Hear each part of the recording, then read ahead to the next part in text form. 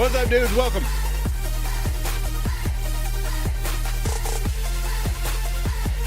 Glad you're here. Chasing my tail this morning.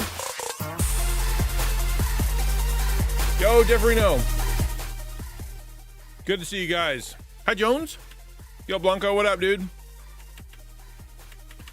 Yeah, that was wild, man. I've been, I'm like, okay, I'm ready. Hit go. And then the OBS crashed. I'm like, fiddlesticks. And, and then, okay, hit go. And then my brain's like, yeah, but you don't have any water. And also you were going to get a coffee. And also you haven't had any breakfast. And also you have to go to the bathroom. And also you got to get your meds. And also, and I'm like, well, then why did I hit go? Like, oh, well. So I went and did a million things. And now we're here. How are you guys doing? How's hump day? How's the middle of the week treating you? How have you been for the last couple days, and what are you looking forward to in the next couple days? I am more than happy to be here. I'm excited to get going. I'm actually kind of looking forward to Minecraft today. I don't know what it is lately. It's just been having a hard time figuring out what to play, because I know what it is. It's just like my brain is like, you're gonna play Final Fantasy VII in 2 weeks. And I'm like, well, great, but like, then what? What do I do now? So I think Minecraft has just been a lot of fun. Been a lot of fun. I'm hoping to remember to get the weird pictures on yesterday. I crave the mines. It's I'm hoping to get the weird pictures up tomorrow, so we'll do that. But today we're gonna do like kind of a check-in Devo kind of thing. You seen some of the celebrity videos made on the movie? I think my kids made me watch a couple that were like from the Hermitcraft guys, but not really. Being productive, cleaning the house, very good. Digging a hole. That's me. Bear Grylls, Gordon Ramsay on the set of Minecraft. All right, they screwed up that first trailer so monumentally. They're like, let's just get all the celebrities on here because, man, we screwed that up. The second trailer was a lot better though. Like I still think it's weird that they got Jack Black to go full Jack Black mode on it. Like, it's not like he can't act. He can act. Like, yeah, he can be a comedian or whatever. So great. But the way that it looked in the trailer was just like unscripted Jack Black, go talk about Minecraft, and then we'll call that a movie. And it was just, especially since people care about this game so much, and many people's lives are invested in it. It's their favorite content. It's the stuff that they use for comfort. It's the the people that they watch online, all Minecraft. Like some of their peer groups are Minecraft peer groups. They go to school and they play Minecraft. Like it's a big part of their life. And then to have that first trailer being like, oh, you've screwed it all up. And then they have to be like, well, it's not for you. It's for the children. I'm like, yeah, well, the children take it more seriously than I do. I promise you. We'll see.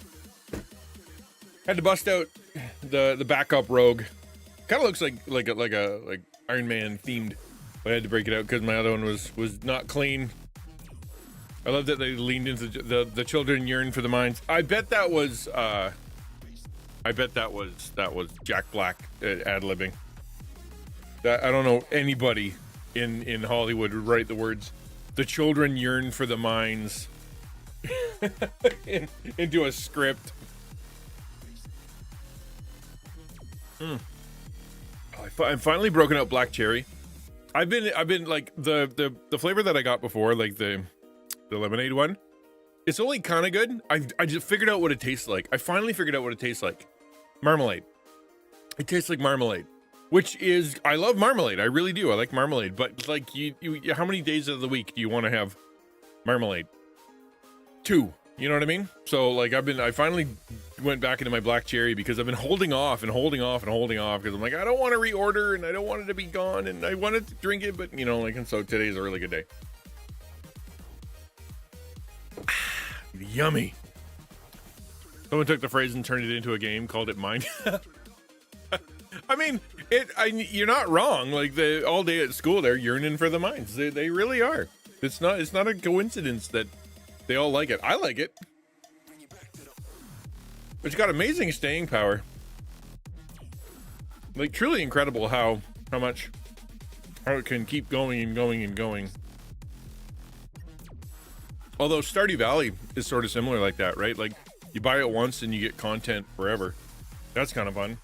Unlike, say, like Call of Duty or all of live service games where every time you turn around, they're charging you more stuff. Like, one of the reasons I like Wuthering Waves and right now Nikki is because every once in a while, they'll just dump a whole new thing on your lap. But yeah, it gives you that compulsion to be like, I'm going to miss out on stuff. I got the FOMO. Here's my money. But you still get, like, even then, a free-to-play, you get to wander around and see some cool stuff. And so it's nice when you've got games like that. Back in my day, they didn't have that. Back in my day, they didn't even finish games. They just sent out what they had, broken as flip. More things change, the more they stay the same, right? So how you guys doing? Today we're going to be talking about Psalm 3. It's kind of struck me this morning. I was like, sitting down doing my devos, and I'm like, okay, what do I want to do this year, or at least this season of my life when it comes to, Devo time? And I was kind of back and forth, do I do this Devo, or do I do that book, or do I read through a gospel or whatever? And we talked about the Psalm 1 a few days ago, and the Psalms really kind of grabbing onto me. And there have been a few times where I've worked my way through the Psalms. It really touches the heart. So that's what we're going to do today. And then we're going to play Minecraft. So I'll tell you what, it's always an AMA. If you guys want to talk about something, by all means, let's chat. And I'm going to find my freaking Jazz Lounge. There it is. Feel free to interrupt at any time. Today is not really a recording. Obviously, it's not going to be something that we're going to be, well, it might be posted online, but like you can talk all the way through it. Like, it's not a podcast. Let's fire it up. Where the heck is my browser? There we go.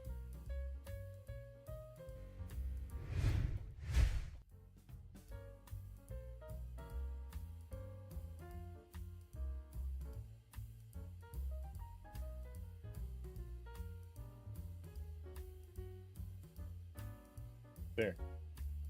Weird. I totally thought I fixed that. Boop, boop, boop, boop, boop, boop, boop, boop, boop. There we go. Okay.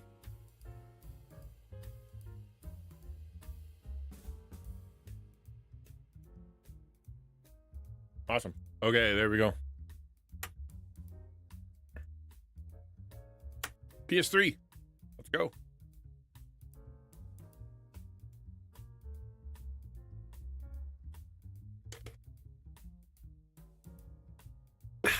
Let me pray real quick, and then we'll jump into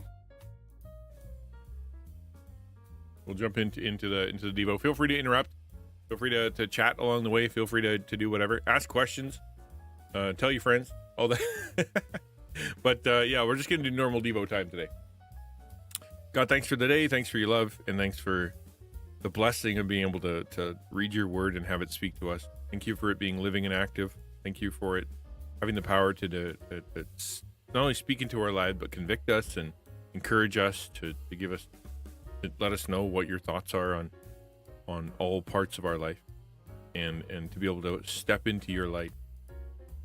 So some of us who are listening, we have been avoiding your Bible, and we have been trying to go on our own, or we have pridefully, arrogantly thought we don't need you anymore, or that we have enough of you. Or we have been through so much negative, dark stuff, we've started to accuse you of being the one who's against us, and so we avoid your word. I pray as we open up the Bible today and talk about Psalm 3, that you'd help it to encourage us and point us back to you. Amen. Hey, Supersonic Saved by Grace, how you doing, man? Good to see you. Okay.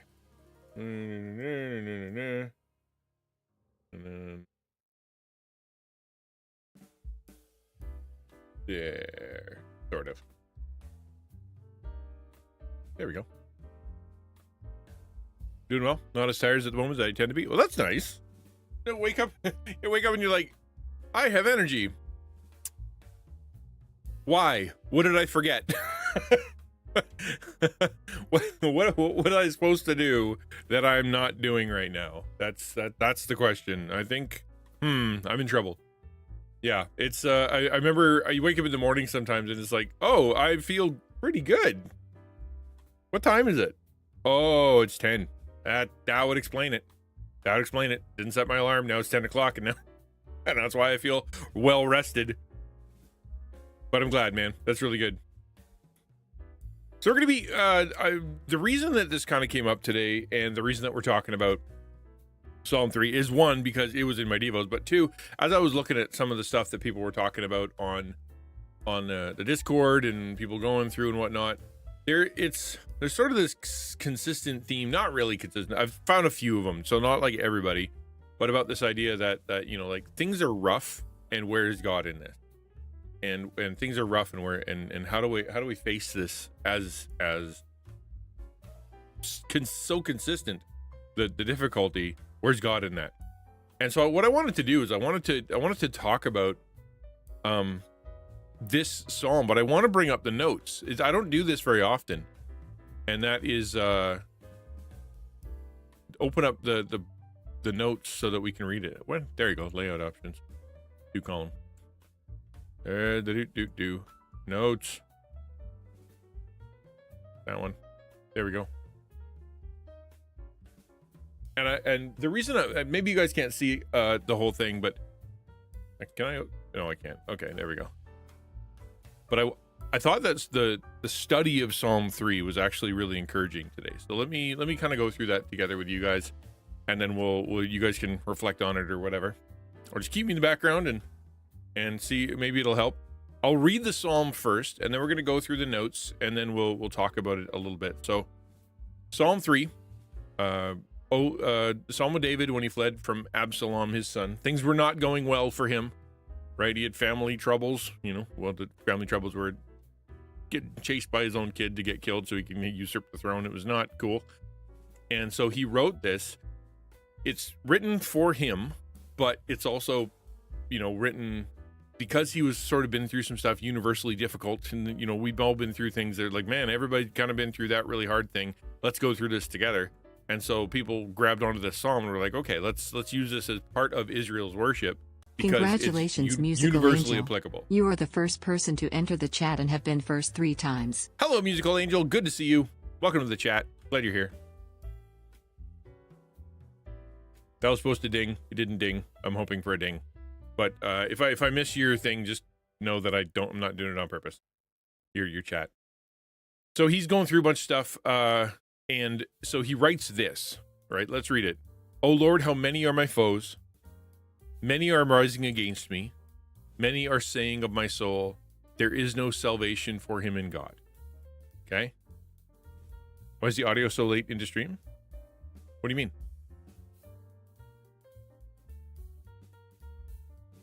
Is it lagging?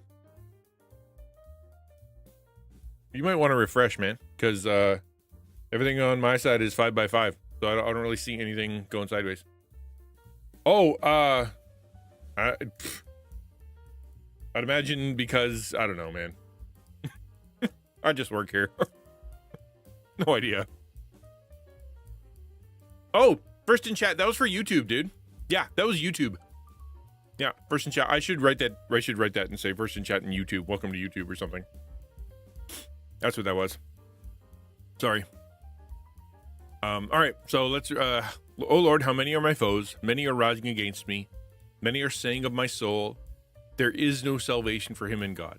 That's the theme, right? That's the theme. There is no salvation for him in God.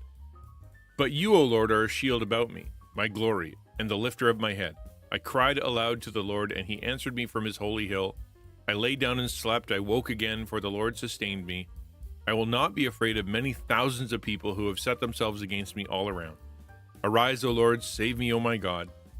For you strike all my enemies on the cheek. You break the teeth of the wicked. Salvation belongs to the Lord. Your blessings be on your people. Okie dokie, Jerry. Sounds good. Do you live there? I kind of doubt it if you're able to come and talk to me on TikTok. how many are my foes? Many are rising against me. So let me read a bit of the intro. Like it's going to be reading today, and I apologize. Normally, what I do is I kind of exposit it myself, and we talk about it. But there's really good notes in here, and so I want to let you know what's going on here. So what he sees, right? What he sees. The opening of the psalm lays out the desperate situation with its repetition of many. The description here ties in well with 1 Samuel 5. Many, there no salvation for him. The how many are my foes? This isn't just he's being chased by Absalom, his son. He's being chased by, the army, his army, and it's just kind of the worst. Psalm 3:2, this is the whole theme. Salvation here generally refers in the Old Testament to both physical and spiritual deliverance from danger. The fact that they are saying this of his soul indicates that the enemies are taunting him. Yo, what up, dude? Welcome to the stream. Not Clydette TV. Welcome. Now I know what you're not. That's good. Glad to be here. Glad you're here.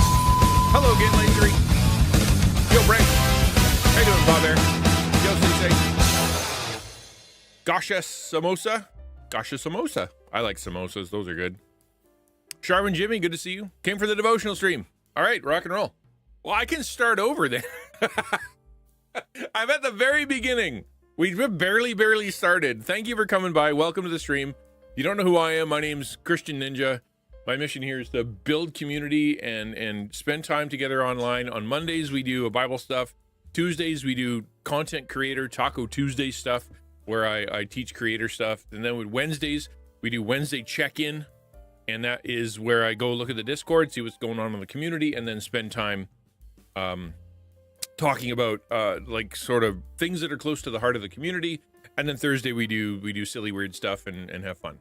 So thanks for being here. Oh, if you don't know, I'm the executive director of TACO, the Alliance for Creative Outreach, which is a network of Christian content creators that we found a whole bunch of people, a whole bunch of creators that were struggling alone, didn't have support, didn't have education, or didn't have training and didn't have discipleship. And so we're like, we need to fix that. And so we created Taco, and we have the Taco Discord, the Taco team, Taco training, Taco book. And so we're doing our best to try to serve as many Christian content creators as possible. So if you're curious, by all means, join the Discord. Lots of creators there, lots of creator communities there, lots of prayer and chatting and memes and all kinds of stuff. So thank you for coming by. I appreciate you being here. I don't know how you found me, because I don't recognize your name. Not Clydette or Clyde TTV. So thank you for coming by. I don't know who brought you over, but thank you very much. It is extremely dope. The dopeness is absolutely true. That seems a little too wide. There we go. Somebody mentioned my overlays. Now I have to fix them.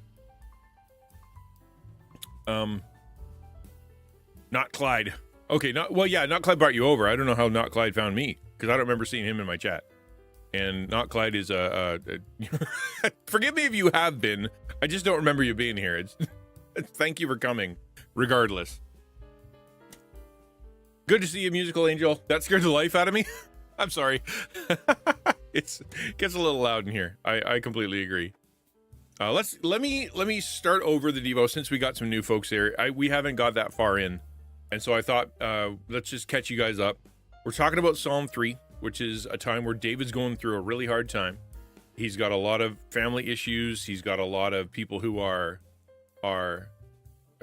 he's got armies that are against him. Like he's done good things in his life. And then now, as he's running away, as he's getting in trouble, the accusations that are coming against him is that he's done so many bad things that he is beyond salvation, right? And so I'll read it again. There's no harm in reading it again, and then we'll go back to the notes. And it says this: "O Lord, how many are my foes? Many are rising up against me. Many are saying of my soul, there is no salvation for him in God. But you, O Lord, are a shield about me, my glory and the lifter of my head. I cried aloud to the Lord, and he answered me from his holy hill. I laid down and slept. I woke again, and the Lord sustained me. I will not be afraid of many thousands of people who have set themselves against me all around. Arise, O Lord, save me, O my God, for you strike all my enemies on the cheek. You break the teeth of the wicked. Salvation belongs to the Lord. Your blessing be on your people." Thank you for the follow. Appreciate it. And hello, Samus. The first part that I want you to notice is that he's in a bad place, right? The psalm lays out the desperate situation with the repetition of the word many. This, like you have, Lord, how many are my foes? Many are rising against me. Many are saying of my soul, there is no salvation for him in God. This isn't one thing. This isn't one thing happening. There's a lot of things happening. A lot of people are rising up. And I would just want to pause and kind of give the reason for it is because I want to, give me a sec to come back around to that, musical angel. I'll answer that. Just give me a minute. The reason that I want to talk about this, it hit my heart because I don't want to over spiritualize it, but I think we can rightly say that there are people in the chat and there are people who are streamers, people who are on the stream, people who are going through stuff, and it feels like there's a lot, right? Many foes, many things rising against you, many people who are in your head. We can spiritualize this with like, the enemy keeps telling me over and over and over, God doesn't like you anymore. God's against you. There's no salvation for you. God is not on your side, right? There are many who are rising against, like there's situations in your life and there are people in your life, whether it be your boss or, you feel like the government or like your family or your friends, your school, your just things are people, instead of supporting you, instead of loving you, instead of helping you out, instead of seeing things from your side, instead they see, you feel like they're rising against you. And that there aren't just one, but there are many. That when you look out at the world, what you see is foes. You see people who are actively, purposely trying to make you miserable. And I think if you let that thought process go, it can be really dark. And I know for me, because of stuff that's happening, sort of in my life, because of the difficulty of that I've been through, there have been times in my life where I have had foes. I have had many people rise against me. I've had people try to shut me down. I've had people tell me, you're not a real Christian. You're not a real pastor. You're not a real, God, you should be fired. You should be kicked out. All kinds of accusations. And it's really easy to get into a dark place where you start believing that not only is the world against you, but God's against you too, right? God's against you too.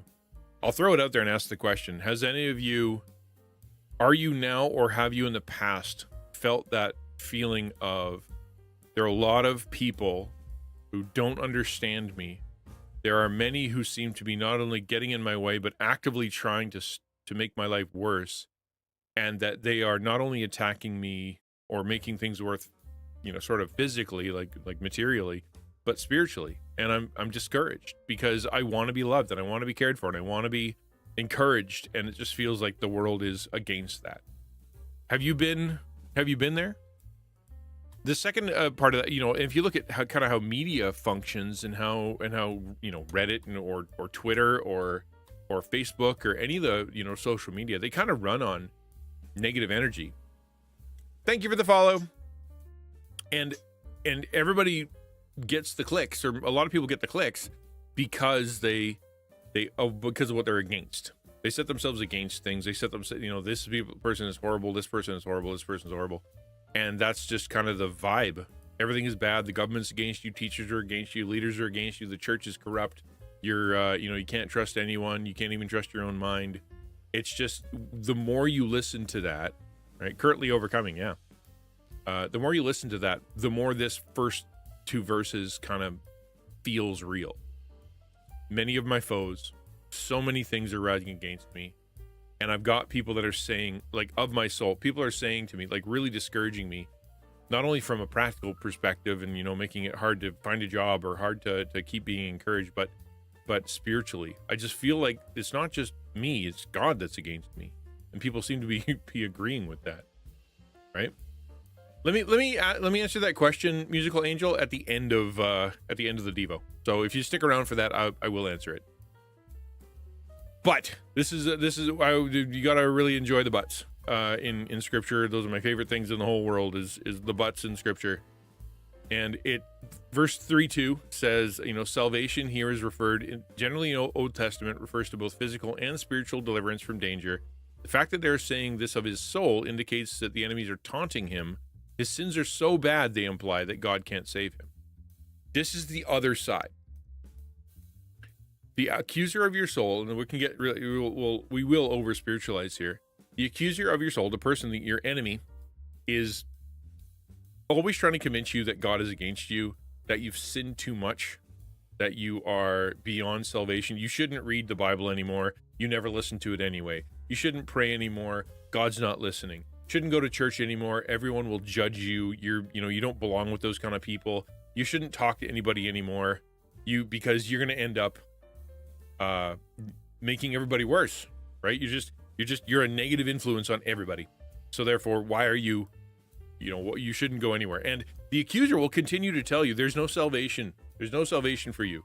There's nowhere you can go. There's no one you can be. There's nowhere you can trust. There's no one you can connect to. And God himself is done with you.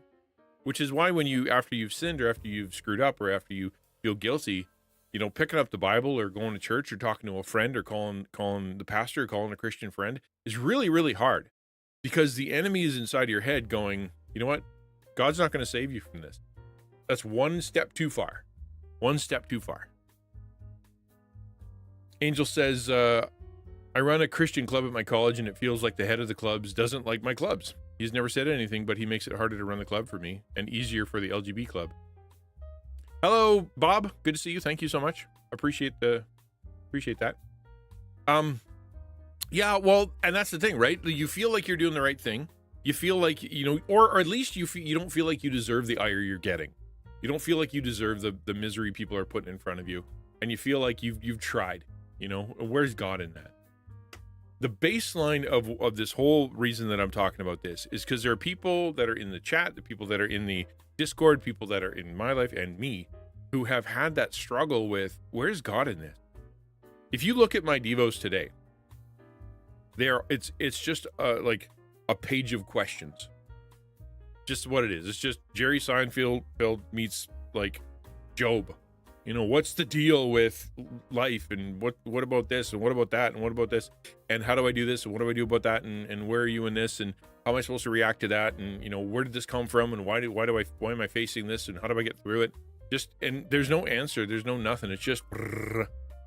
And when I open up the Bible and finding Psalm 3, it was the first line, "Oh Lord, how many are my foes? How many are rising against me? Many are saying." And it just looked at my devos and went, yeah, I just gave a list of foes, not just people, but spiritually in situations that are just making life miserable. And I'm like, how many are they? There's so many things that are really hard in my life right now.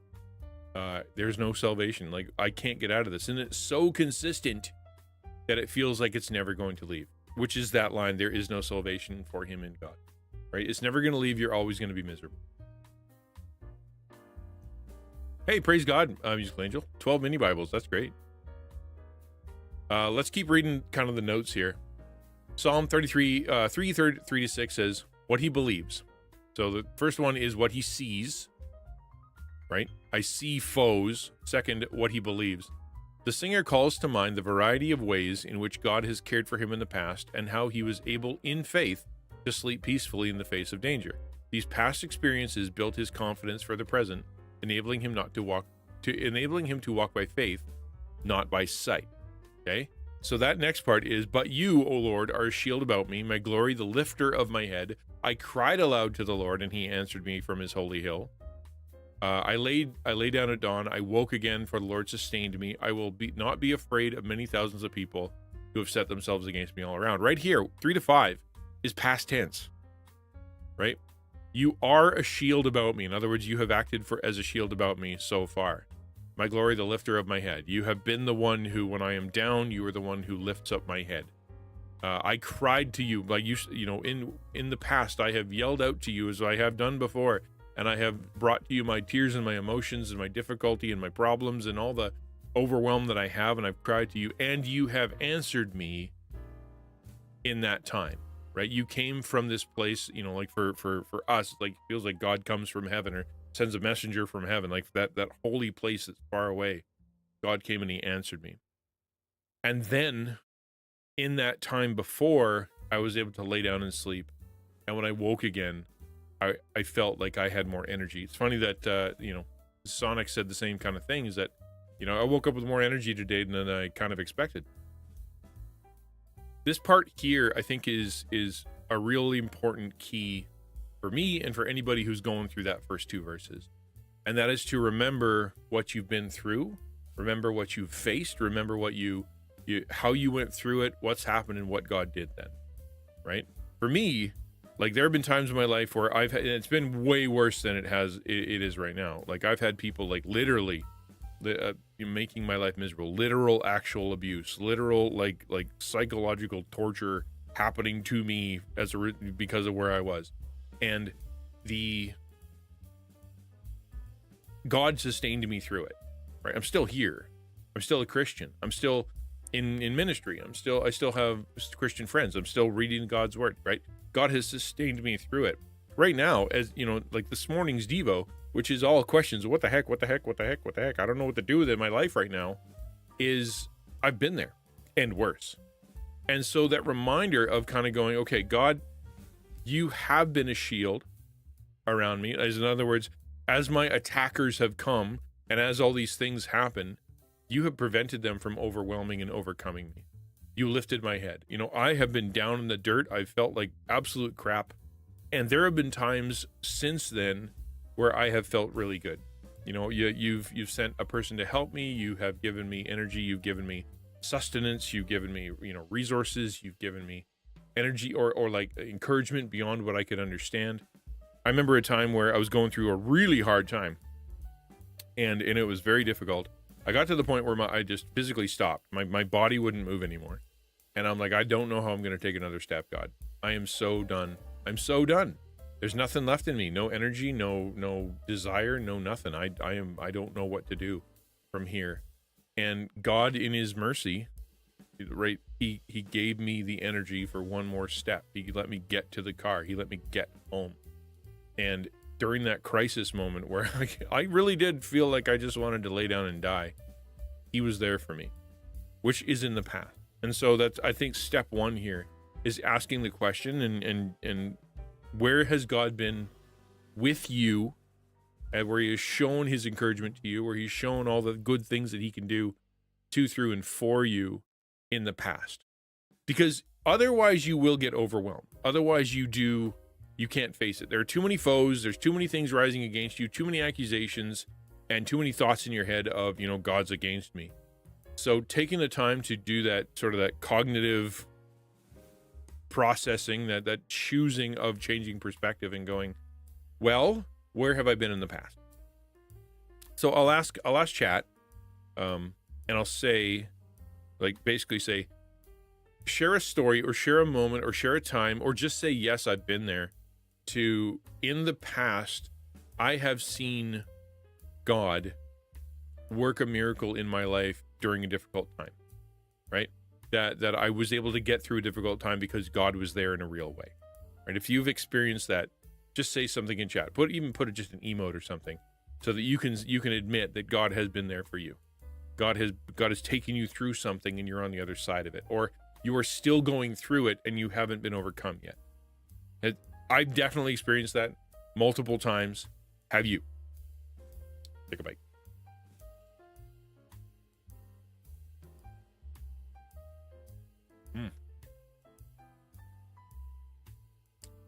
God is so good.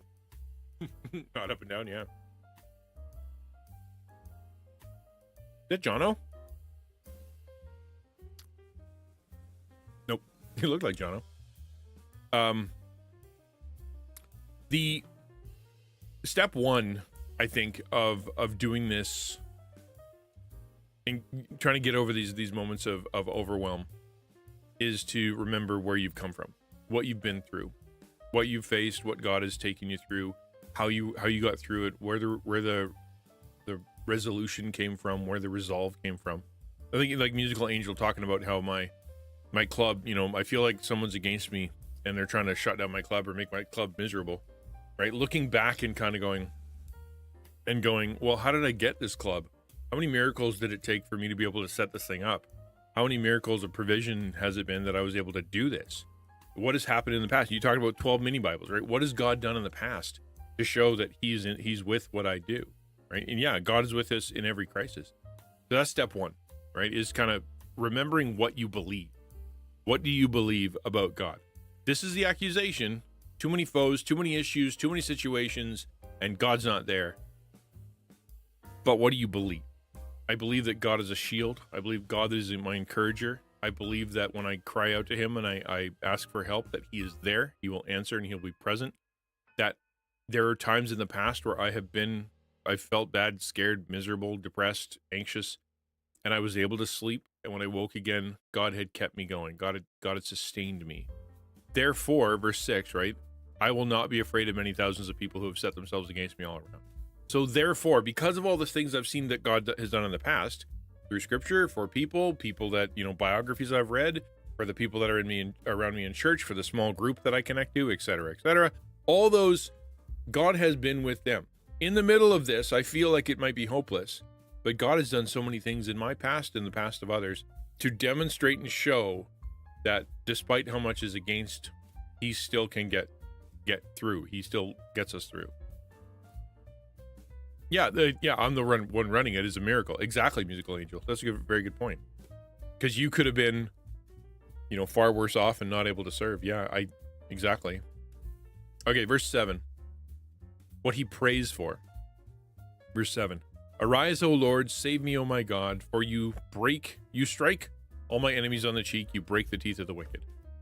What he prays for. The singer calls on the Lord to save him now as he has in the past.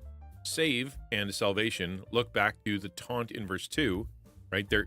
Many are saying there's no salvation for you. You're beyond salvation. This rescue is the Lord's to give or withhold as he sees fit and not under the control of the enemies. The prayer does not replace work. Instead, it is what makes the work effective. That last line, and part of this, I wanted to do these notes is because they were super helpful to me. Like, this rescue is not the Lord's. This rescue is the Lord's to give or withhold. In other words, these enemies and all these thoughts and whether it be spiritual or otherwise, or that guy, the guy who's up your nose at the Christian club, or the person that's at work making you miserable, or that person at church that makes it hard to go to church, or your husband, wife, brother, sister, cousin, roommate, friend, school people that just make life miserable. It is not up to them as to how you get through this, as to whether or not you are saved through this, as to whether or not this is useful. God's salvation, it is completely up to him, right? And it all comes down to what you believe about God's character. Do you believe that God can rescue? Do you believe that God can use this for good? Do you believe that God can train you through this? Do you believe that there is something that God is doing that's bigger than you can understand in this, and that you will get through this too, because God is present in it, right? It is not the enemies who get to choose what God does. It is God who gets to choose. He's bigger than them. And the prayer doesn't replace work. Instead, it's what makes the work effective. In other words, it's not like you sit around and you go, okay, I'm not going to, God, do whatever you want. You still got to get up. You still got to, go to school, go to work. You still got to do stuff. But instead of doing it as, I have to be there, I have no choice, there's nothing I can do, this place is miserable, I feel bad, you can show up and you can kind of go, I don't know how God's going to save me. I don't know when God's going to save me. But I do know that as I do this, as I work, as I continue on, as I serve, that God is the one who's going to make the work effective. God is the one who's going to bring encouragement. God is the one who's going to sustain it. I'm just going to keep showing up, right? What is Angel doing? I believe that a lot of my mental struggles lead back to me not remembering God's true character. A lot of us do. You're exactly right. You're exactly right. Because the enemy is very good, the father of lies is what he's called, and the accuser of the brethren he's called. Like, his real job is to accuse you of things that God has forgiven you from, and to tell you you are guilty. Guilty, right? To lie to you about God's feelings about you, to lie to you about what he says, to lie to you about what the word says, to manipulate it. Thank you, I appreciate the follow.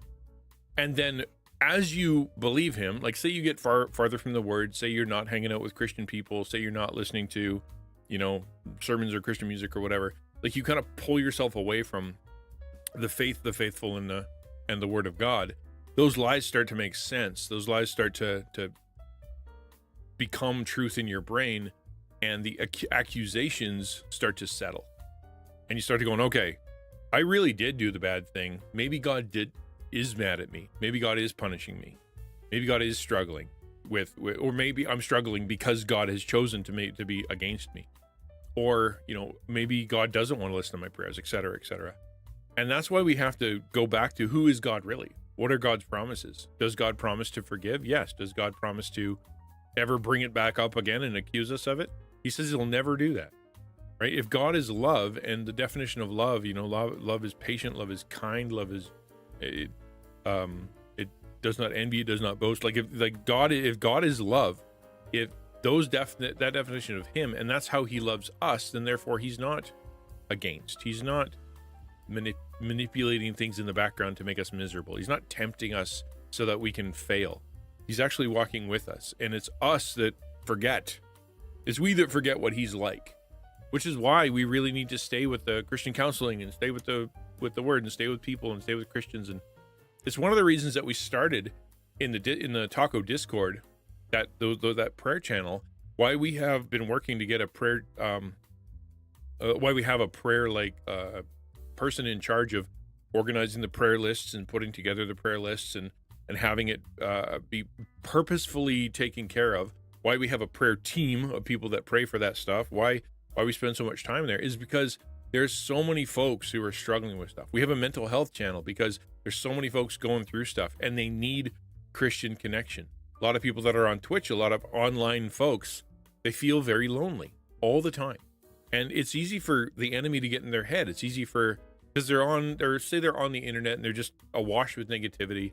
They're Googling stuff and they're coming up with, weird things about God. Suddenly all that starts to make too much sense to them and they feel like God is against them. And it's because exactly what you're saying, what is Angel doing, is we forget what God's true nature is because we get farther from him, right? The erosion of third spaces is real. It's true. No, you're dead on. And which is what we're trying to create digitally, right? It's what we're trying to create digitally. It's hard to do because you can hide behind it and because it's passive, right? If you were say part of a church with, in a building or whatever, in your community, then there's a guy there or there's a group there, there's people there that can be like, hey, where's so-and-so? Let's go knock on their door. We can't do that digitally, right? You're behind you have a username. We don't know where you live. We can't follow up. If you decide to delete Discord and never come back to the stream again, we'll never find you. It's one of the hardest things about being an online pastor, about being in digital ministry, is that I require the people on the other side that are going through really hard times who choose to show up, to choose to text, to choose to send a message, just choose to say prayer, ask for prayer, to choose to come to stream, right? And when you're really down and when things are really depressive and things are really hard, it's hard to do that. And you can be really, really lonely, especially when the enemy gets in your head and starts saying things like, you shouldn't come to stream, you shouldn't come to the Discord, you're just a negative person who's making everybody miserable. Keep that negativity to yourself. Stop infecting others. It's a lie, because the truth is you should be coming to those places extra because you've got so much negativity in your head so that you can be experiencing positivity as given from people who care about you, right? That's the truth. But when your head is not in the right place, the depression hits, mental health struggles, you tend to pull away. It's really difficult. Jish says, I had a similar conversation during the stream the other day, but someone brought up how churches should have gyms. And after thinking about that for a few seconds, I actually really dig the idea. Too many places of faith have church mentally. Well, and there are a lot of churches that have gyms. It's just not the little ones or the medium-sized ones. It's larger churches. Many of them have gyms. Many of them have social groups during the week. Many of them have training that isn't spiritual training, like things like computer courses or English courses or addiction counseling or all kinds of stuff like that. And a lot of them have youth groups that actually do active stuff. But you're right. You're very right in that. So often you come to church and there's so many things that just are up here. When you get out, you don't realize the benefit of just going for a walk. Having someone kind of go, hey, let's go for a thing. Come sit in the coffee shop with me for a bit. You need some fresh air, and how freeing that can be. Euclid said, even hard to just see that someone is struggling. IRL, maybe they look sad or quiet. In chat, they just chat less. Or, yeah, exactly. Or are they trolling? Or they being difficult on purpose? Like, it's really hard to find out. You're right. Hey, X, good to see you. Oh, really? I went to what might be considered a mega church, and they got rid of their coffee shop, and now there isn't much to offer before or after service. Oh, that sucks. See, I'm not anti-big church. I've never been anti-big church. Major bougie vibes.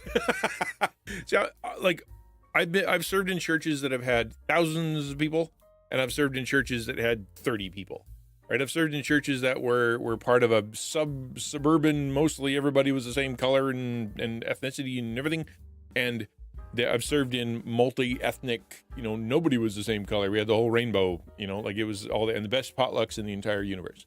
Right? So I've served a lot of different places, and I'm not anti-big church. I don't think big churches are bad any more than I think small churches are better. Right? It's just like it's what they're able to offer, where the heart is, and what they're able to do. Each one has their own struggles, but it would really suck. Like the reason that you had the coffee shop, or the reason that you had the drop-in, or the reason that you had the Wednesday night, gaming session, or the Wednesday night like not video. I keep saying video games, but like board games or prayer group or whatever, is to get people out of the house. Back in the day, the church was the social center of the entire community. It was where people went for the dance, and that's where they went for graduation, and that's where they went when they were married, and that's where they went when they were buried, and that's where they went for everything. And now so much of that has been dissipated into government and into private and into whatever. The church has lost its identity, and the only thing it has left is that spiritual, intellectual side. You really got to battle for what other things we can do for the community that will actually serve them. It's struggling here. Let me get, hi, Pastor G, give me a second. Like here, my instinct is often to do devos, do like let's talk about big esoteric theological, like ideas and all kinds of, things like that, because that's my wheelhouse. That's what I like doing. I'm a preacher, I'm a teacher. That's what I like. I like living up here. But I also know that if we don't play together, if we don't hang out together, if we don't joke together, if we don't look at memes together, if we don't spend time doing other silly stuff, if we don't demonstrate ourselves to be human, it actually works against the spiritual. It works against what I'm trying to do with all the up here stuff. You need to have both. You're absolutely right. Having a gym would be awesome. Yeah, I know. I've known some of you. I've also worked at some big churches, but I prefer small organic groups. And that's nothing wrong with that. That's just a stylistic thing, right? Personally, I would like to go to a big church. I go to a medium-sized church right now. I think big churches have their own value if you are willing to step up. That's the difference. In a little church, it's like, well, what do you need? Well, we need you to do this and welcome, and we can't get away from everything, and you're now involved because 20 people know who you are. In the church, you have to choose. You have to choose to show up. You have to choose to go to a small group. You have to choose to sign the card. You have to choose to whatever, because half the time nobody can, if you're there or not. And if you're going through mental health issues, that's hard to do sometimes. G says, sorry, 1 second there, X. Give me a sec. After I left my old church, says Pastor G, I sent them a number of ideas for better using their facility when no one was there as a service or community, third spaces, even revenue pricing. I didn't think about a gym. You work with what you got. You work with what you got. I don't know if you guys ever were at Awana. Awana is crazy when it comes to gym stuff. Golly. There's so much happening at Awana physically. Dangerous. G says, I've recently become more jaded against big churches. I've seen some cancerous theology start to creep in, at least in our section of the woods. I've seen small churches that were basically fiefdoms that were built on the back of one guy that and when he went a little sideways, things were really sideways. You know what I mean? Like, it just because it's small doesn't mean it's better. You love Dewana? Yeah, me too. Do you give mental health advice or preach? Yes, I do both. So I'm a trained pastoral counselor. I have a master's degree, and I've had a lot of experience doing that. And I also I was also a preacher for like 20 years, And so, yeah, I know I do both. So I'm not a psychiatrist. I'm not a psychologist. I'm a pastoral counselor, which essentially means if I can't fix you in 6 weeks, you need someone better than me. But I do my best. Plus, I've had a lot of mental health struggles myself. I've had a lot of family members and people that I've known gone through some pretty serious stuff. So I feel like I have something to share. Okay, let's keep moving here. Feel free to keep interrupting. Arise. So this is the prayer. Okay, so calm down there. This is the prayer. Arise, O Lord, save me, O my God, for you strike all my enemies on the cheek, you break the teeth of the wicked. So what he prays for. The singer calls on the Lord to save him now as he is in the past. Save and salvation look back to the taunt. This rescue is the Lord's to give, not withhold. I read that already. Psalm 7. Arise. A request for God to show his favor by scattering the enemies. For you strike, you break. The singer is emboldened to ask God for help because God has regularly protected him from his enemies by shaming them and rendering them powerless. Hey, thank you. Appreciate the follow. Sent you a PM. Don't really want to share publicly. Well, yeah, I can try chatting, but remember, I'm just one guy, so it's might be easier here. And you are also like anonymous, but yeah, I'll take a look later. But I'm not. I don't live in Discord, right? I will go look at it. Don't worry. This is an interesting thing because it's so not what we would pray. I don't know how many people here have ever prayed, please, knock the teeth of my enemies out of their face. God, amen. It just seems like not something we do. So how do we kind of apply this to ourselves? It's to say, you take what has God done in the past? What has God done for others? What has God done for people that I know? What has God done in the Bible? What has God done for me? And based on what I know about you and based on what just a daily prayer? Yeah, all right. Not everybody, but you are from America, so I can understand that. Based on all of that and based on what God has done, based on the word, I can pray accurately and pray with a real heart. God, I pray that you would arise in my defense. I pray that you would save me from all the misery and the difficulty and all the enemies and the foes and the all that stuff happening.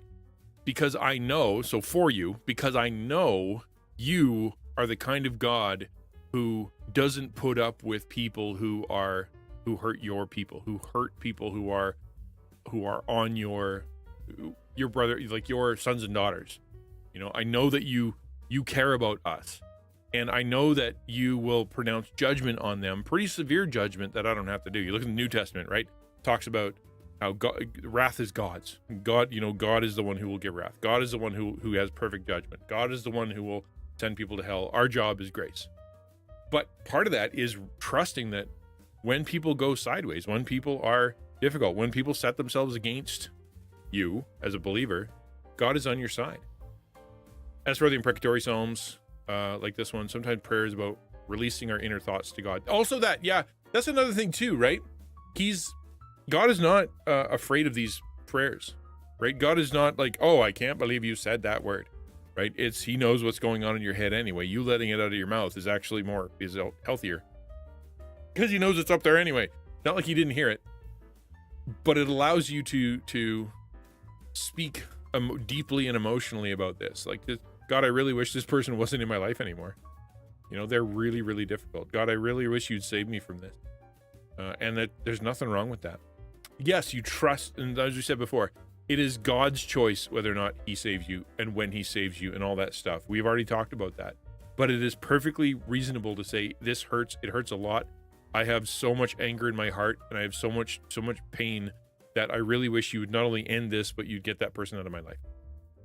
That I've prayed that. The prayer I've told people to pray is, God, save him or kill him. And it sounds terrible, right? It sounds terrible. And I wouldn't ever preach that and be like, this is definitely what you should pray, but I've like, when you're in that place and that person is so evil towards you and so abusive towards you and so terrible to you and so publicly embarrassing you, like, and all these things I've been through, I think it's an absolutely appropriate prayer for you to kind of go, God, save them, save them so that they become my brother and sister in Christ so that we can find forgiveness and move on. Or please get them out of the way, because they are just the worst. They are just the worst. And I would rather they weren't here anymore. And I'll tell a funny story. Give me a sec there, Kiwi. There was a church that I was in a while back. I usually go live at noon, my time, Eastern Standard Time. I was in a church, and it was widely known in the church that the treasurer was kind of a pain and very controlling and whatnot. I had come into this church new, and the whole board was it was the same board as the previous pastor, like been there for a long time, same treasurer for decades. And so she liked having her power. And so what she would do is every time I would submit a receipt, or if I did anything, or if I talked about money or whatever, she'd just climb up my nose and make life miserable. And so she would send me, like, often really, really rude, really, really bad, really accusatory emails. So my response to that was to respond to the emails, but tag the board chair. It's a treasurer-pastor conversation. The board chair should absolutely be part of this conversation. It makes sense. Why wouldn't he want to know what's happening? And after 2, 3, 4 times, she sent me a private message. Why are you sending this to the board chair? How dare, like, what's wrong? He doesn't need to hear all this. And I'm like, well, it's important that he knows these things, so he's caught up. She tempered her emails from that point on because she was being seen by someone other than me, and I was like, I'm gonna get caught. I look bad. She changed, though, because one thing you could do is you can do it through the phone, or you can do it live in person, and then you can't get caught if you do it in the right place. And so she did that, and it became known around the church that this person was like, they just were like up my nose a lot. They just were. That was subtle. Sorry, I'm looking at you. When do you go live? Somewhere between 12 and 12:30. Yeah, okay, fine. For a while, fine. So yeah, dude, it's honest. There's so much going on up there. And so it became known. Like she I don't know why she hates that guy, but she certainly does. She ended up getting flesh-eating disease. All of a sudden, out of nowhere, she just is in the hospital. Flesh-eating disease is just ravaging her, and she feels absolutely horrible. I got phone calls from people at the church asking me if I had cursed her. Right? Like, is that you? Did you give her flesh-eating disease?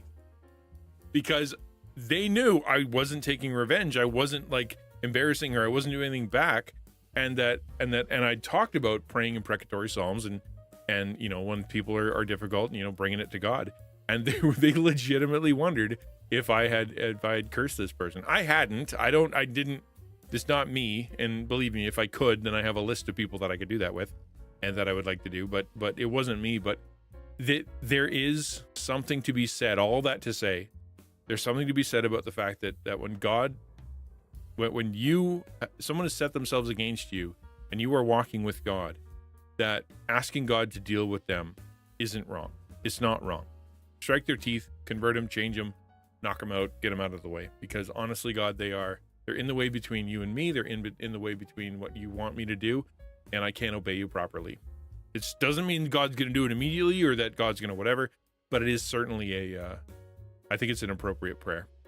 The vocal atheist who died of throat cancer. Yeah, I think that was Hawkins, not Hawkins. What was his name? Whatever. Yeah. Sorry, I'm just gonna scroll back a bit. Skinny Kiwi says, I actually live in a Christian community of about 30 people.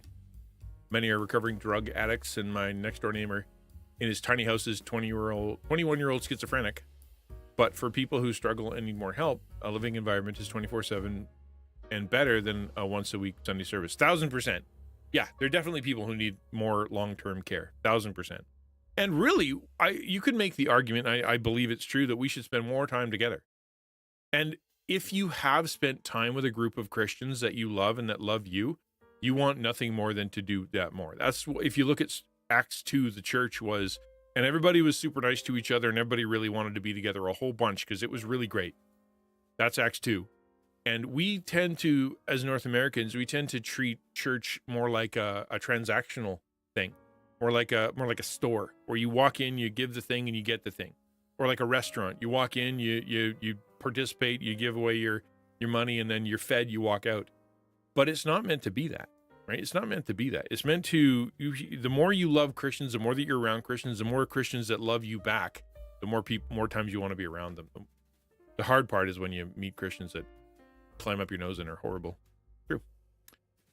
G says, first time here, and I charge right in. What are the primary vibes here? Yeah, there you go. Devo content, silly stuff. I'm a variety streamer. I got more variety than many, because I go everything from hardcore Bible study to rated M games that are bizarre and weird, and so everything in the middle. So we got all of it. Did I miss anybody's text? If not, then we'll keep moving here.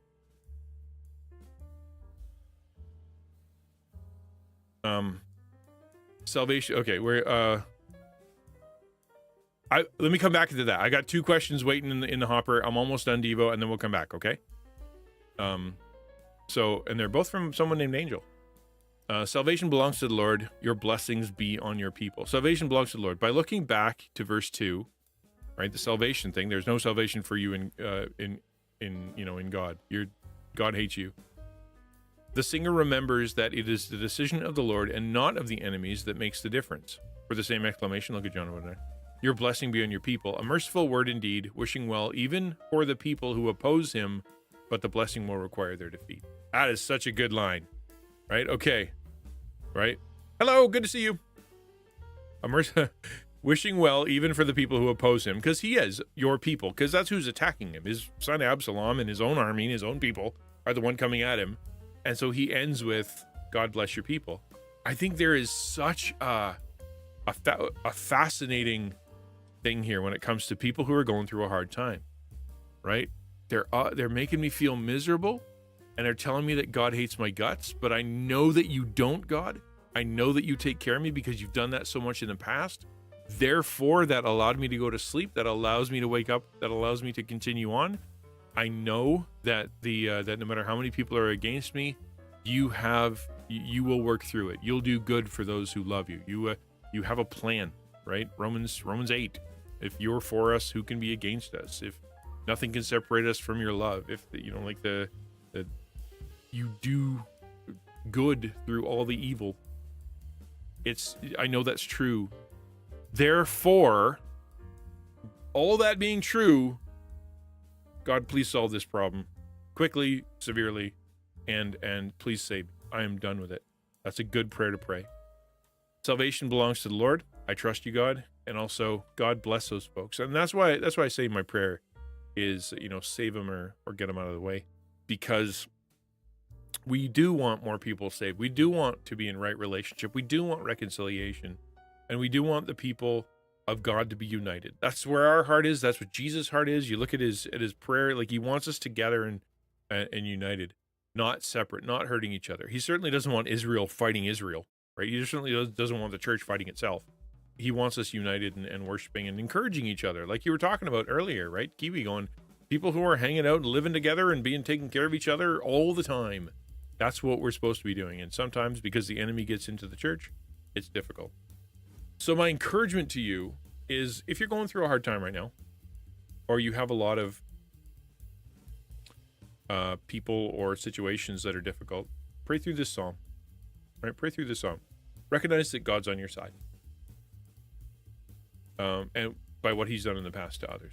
Okay, let me pray, and then I've got 2 questions that I'm going to answer right after that, but feel free to bring on any other questions. It's always an AMA here, like always. And then we can talk about whatever you want. God, thank you for the day, for your love, and for the fact that you walk with us. We know that the church is the most important place in the world. Your people are the most important people in the world, and that's why the enemy works so hard to divide us.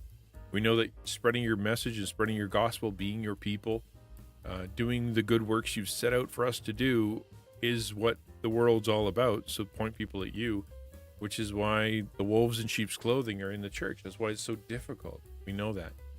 We also know that you are a defender. You are our shield. You are our fortress. You are a strong tower. You're the light at our feet. You are the one who gives us the armor, the armor of God. You're the one who has given us the sword. You're the one who it defends. And so we trust you. It's hard to go through some of this stuff, and some of it's really perplexing. But we believe that you know what you're doing. And so I pray that for those who are going through a hard time, who are facing physical, emotional abuse, who are facing difficulty, hard churches, bad scenes, life that is overwhelmingly complicated. I just pray that you'd give them not only your wisdom, but your presence, that you'd remind them of all the things they've been through in the past and ways you've taken them through, and that you would remove the enemies from among them, that you would convert them or remove them so they can move forward and serve you well. Let them see that this suffering is preparatory. It won't be wasted. But we also pray against the suffering, that it would stop. Amen.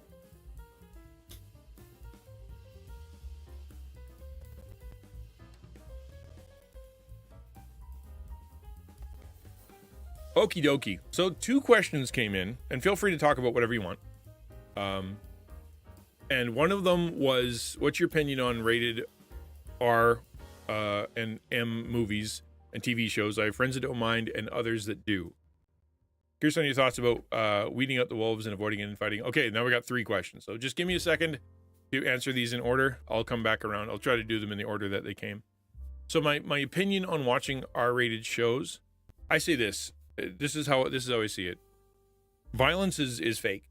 Okay? Like, we know that if somebody gets shot with a gun in a movie, he didn't die, right? His squib went off and he got blood and whatever.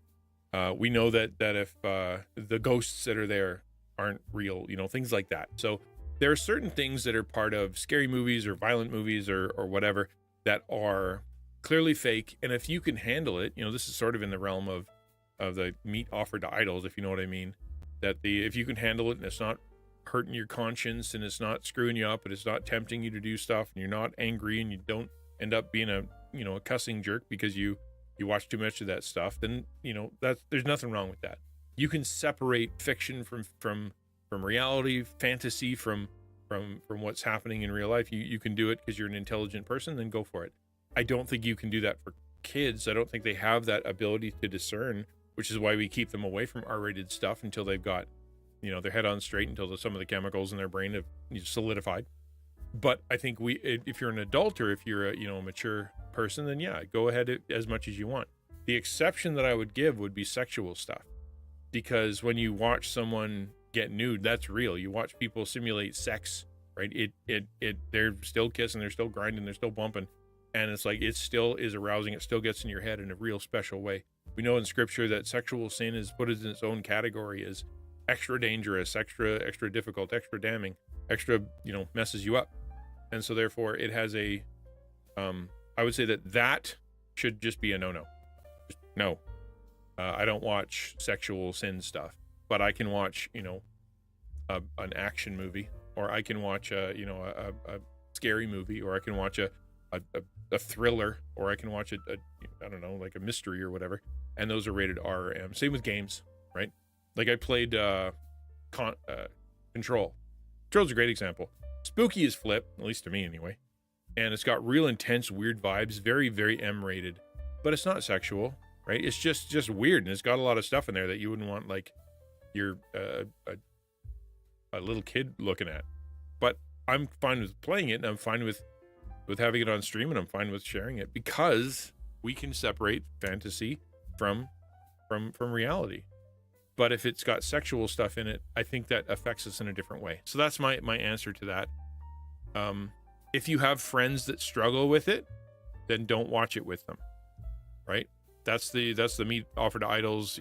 Have freedom in Christ, but don't be subjecting other people to having to crush their conscience. If their conscience is going crazy, the last thing you as a Christian want to do is teach them how to stop listening to their conscience, right? Why would you do that?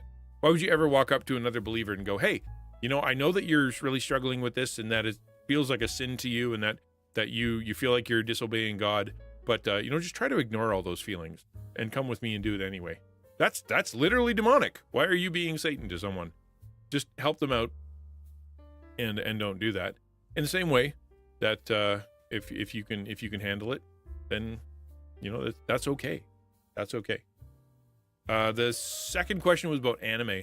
What was the actual question? Just what is my opinion of anime? Somebody said that somewhere.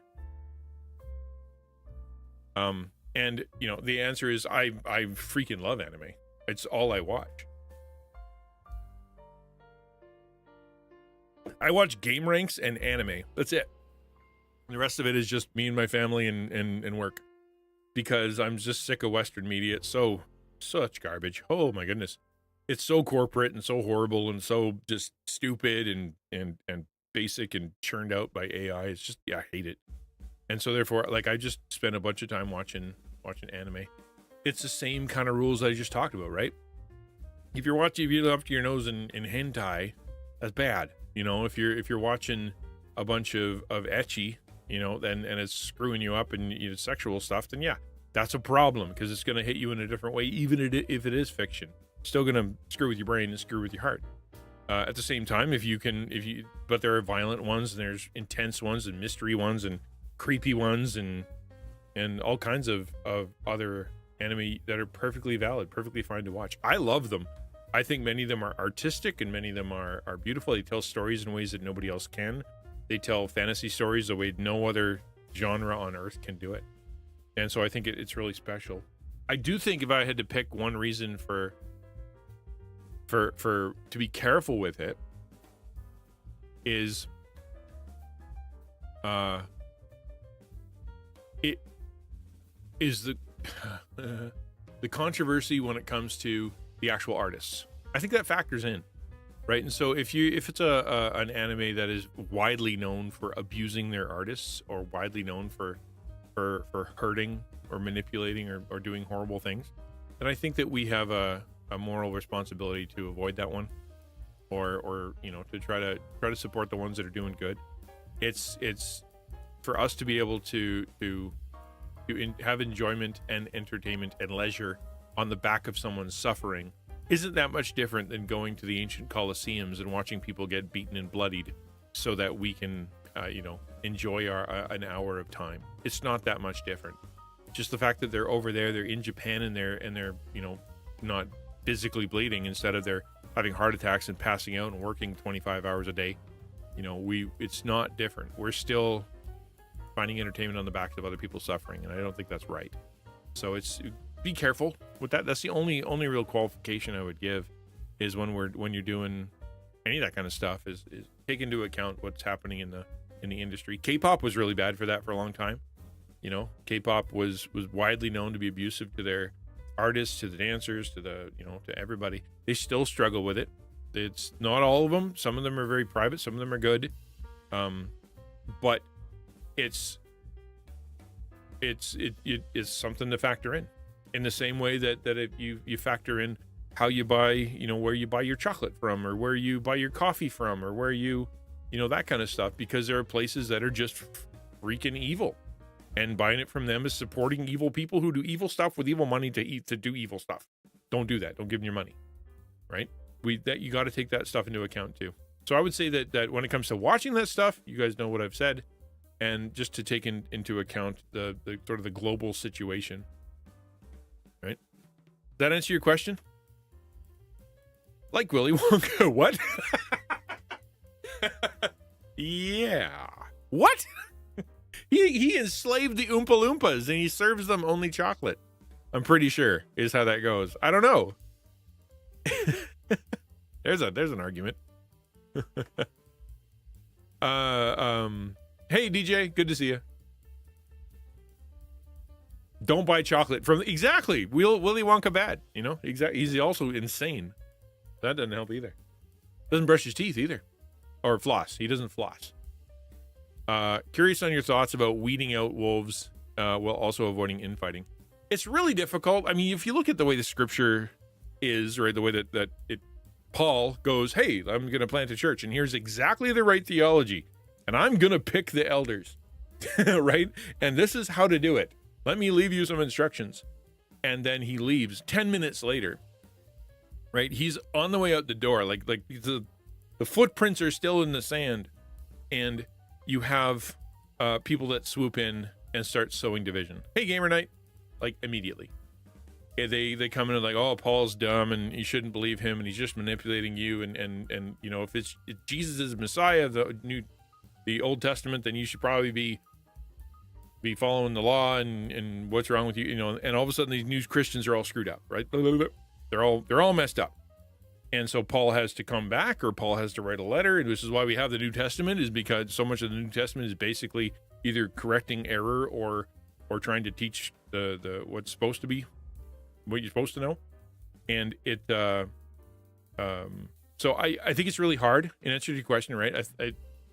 It's really hard to avoid the infighting because it's going to happen. You know, Paul says that there's always going to be division among you. There will be division among you, period. There will be, period. That's just the way it's going to be, because some of you are right and some of you are wrong. You know, that's why Jesus says, be careful. There are going to be wolves among the sheep. Be judicious, be careful, test the spirits. Make sure that you aren't just believing everything you hear. Be skeptical, be wise as serpents, innocent as doves. Make sure that you are seeing what the fruit is. Make sure that you don't get a bunch of, trying to get figs from a thorn bush. Like it's going to be a problem all the time.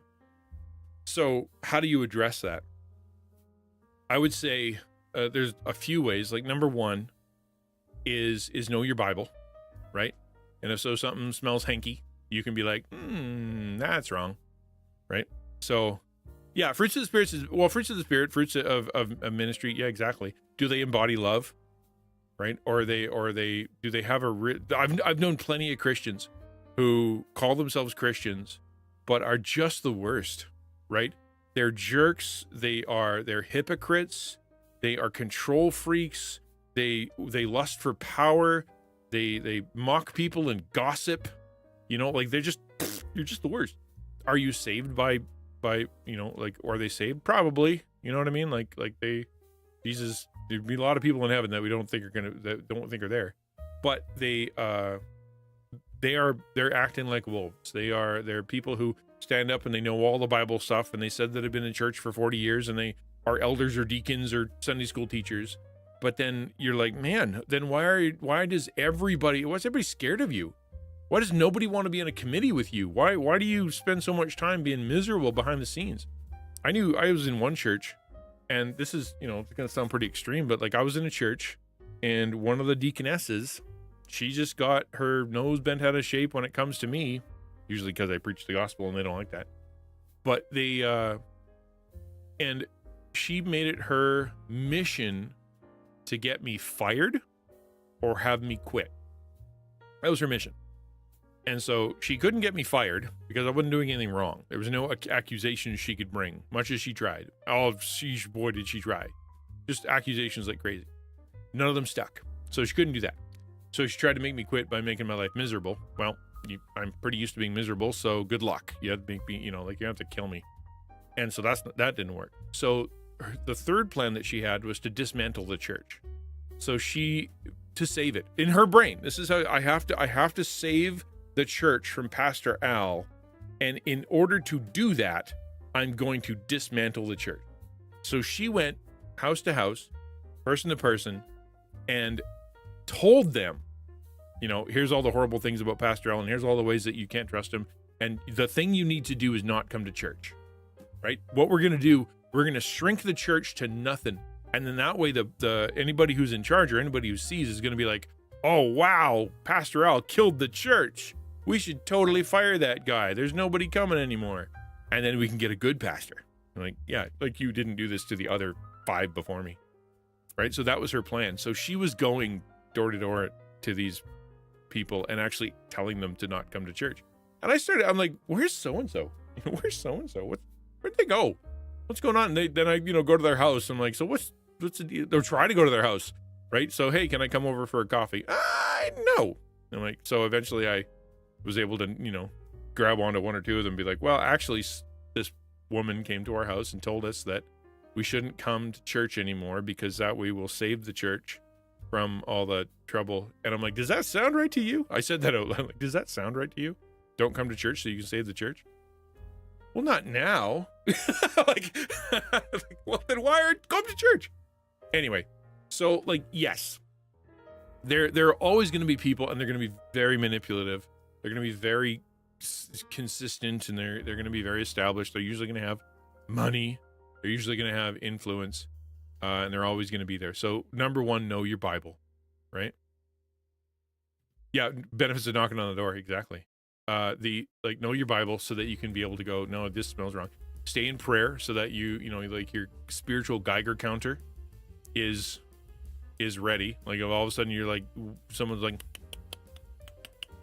and you're like, okay, that's something's going on over there. So make sure that you're in prayer and you're trusting God.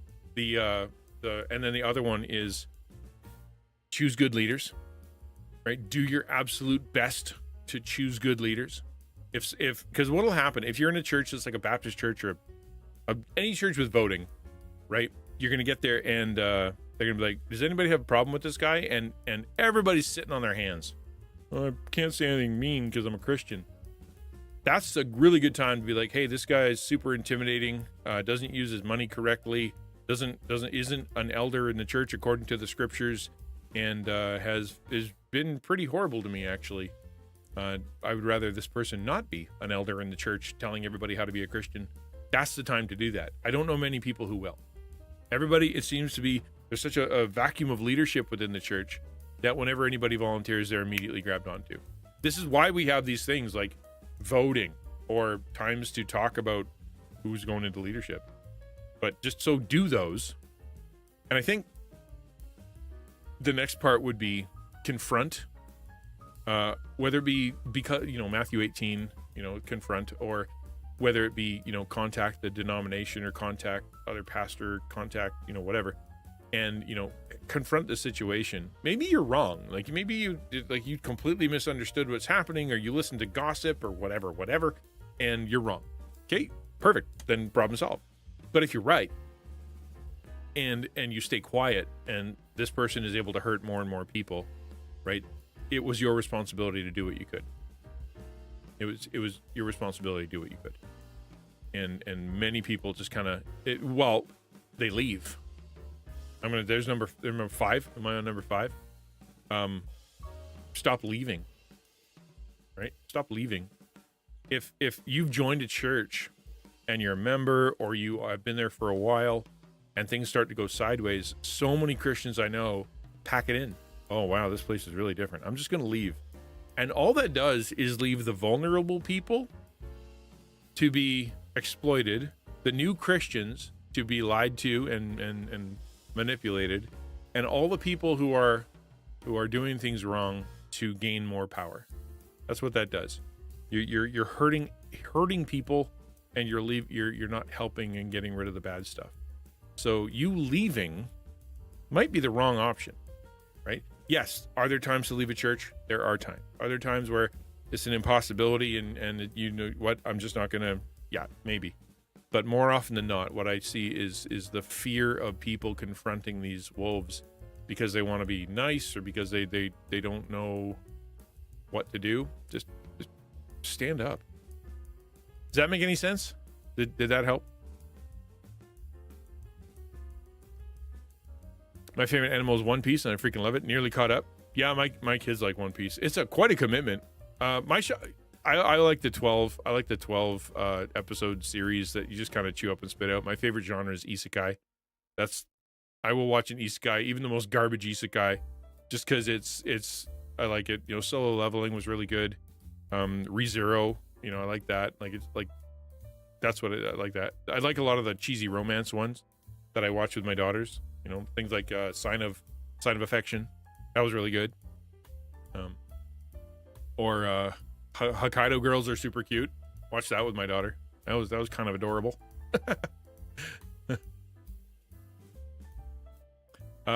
G says, I want to ask, purely from an observational standpoint, seems like a lot of churches around me are preaching their messages through some heavy political lenses and rub me the wrong way. Like people eat it up, confirmation bias. Yeah, I think a lot of churches that I've seen or heard of in the U.S. struggle with the separation of the pulpit from opinion, and the pulpit from the news, and the pulpit from pop psychology.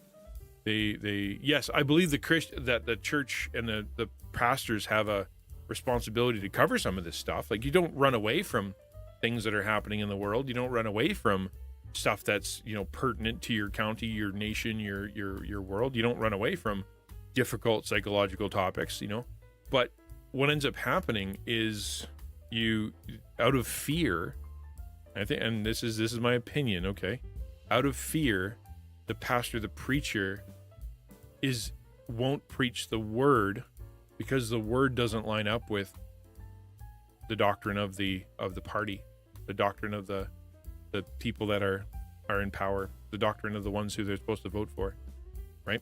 And so therefore they don't preach the word. They kind of just fit the Bible into what they hope is the correct voting procedure. Because the truth is, you don't have the Bible doesn't agree with Democrats, and it also doesn't agree with Republicans. They're both, they both are right and they both are wrong in many respects. Around the world, there's a lot of places that the Bible just doesn't agree with. And so your job as a preacher is to preach the Bible, whether or not you agree, whether or not it's going to get you in trouble or not. But the way that we've designed the system when it comes to pastoral ministry, here you go, I'm off on a tangent now, is that many of the pastors that you have, many of the pastors that are in your churches are utterly dependent on the church for their financial future, right? And they don't, if they have a manse or they have like a parsonage, that means they don't have any equity. Normally, that means that they're not even paid full time. So they don't have a savings, they don't have retirement, they don't have anything in the bank, because they're in ministry. They're just doing their thing. They believe that God's going to provide. And so when it comes down to it, and you have the choice between offending everybody in your church, or a bunch of people in your church, especially the power players, the ones who tithe big, the ones who pay for the gym, those guys, and they're like, you bet, that you're going to make them mad. That means that you're going to cause issues for you, and you're going to end up having to move or lose your finances or blah, blah, blah, right? It's scary. It's scary because you don't have the financial security to kind of go, yeah, well, I'm going to say whatever I want because I know that I can pay my rent next month. Sometimes you can't. Every job I've taken, and this is true, every ministry job I've taken has paid less than the job before it. Right? When I started, my very first job out of seminary was the most I've ever been paid. And then after that, it's been nothing but lower. When I went to Cleveland, we had sold our house, and I was making, tens of thousands, I don't know, whatever, $60,000 or something. And I had like a coffee budget, and I could get books and things like that. And it was very, very good. It was cool. Good package. And I had $130,000 in the bank because we sold the house. That's what I walked into Cleveland with. 18 months later, we walked out of Cleveland with $6,000 in the bank and to a job that was paying, I think it was like 20% less. Right? Why? Because because ministry's tough. Went from a city church in Ottawa, my second church, to a little tiny country church, who every week for 3 years, everybody kept going, you might want to keep your resume out there. We may not be able to keep going because we just don't have it. And I'm like, this is where God wants me. And so we're just going to keep going. Eventually it grew, it doubled, it tripled in size. We were looking for other staff and whatnot. And that's when the enemy stomped on a bunch of throats and it went sideways. But then I took this one, and now I make $0 other than I have no contract. All I've got is what people donate, which is, praise God, has been enough for the last 4 years. But there aren't many pastors out there that are willing to just put it all on the line for the sake of the truth, because there's too much of a risk. So it's either you avoid it and you don't talk about it, or you try to ride that middle ground of pleasing the people and trying to stay, biblical. Hard to do. And there's also some wonderful, brave pastors out there, right? I don't know, Pastor Dewston, if you're listening, do you agree with anything I just said? Like, you're an actual pastor who's in an actual church, who's in the actual U.S. Have I said anything that's true, or am I full of crap? If I am, let me know.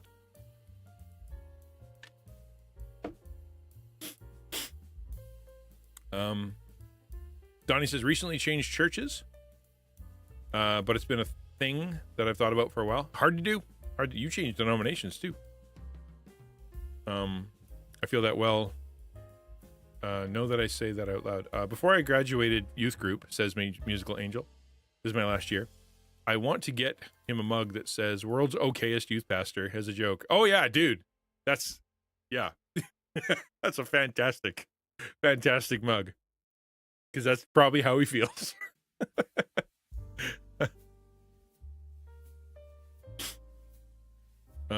Ransom says some things the church must talk about are inherently political, abortion, sexuality, but I feel like the pulpit should not be a place for overt political campaigning. Certainly it should not, which is pretty much illegal in Canada in any case, for better or for worse. Yeah, it shouldn't be. At no point should you ever be preaching, whatever. That.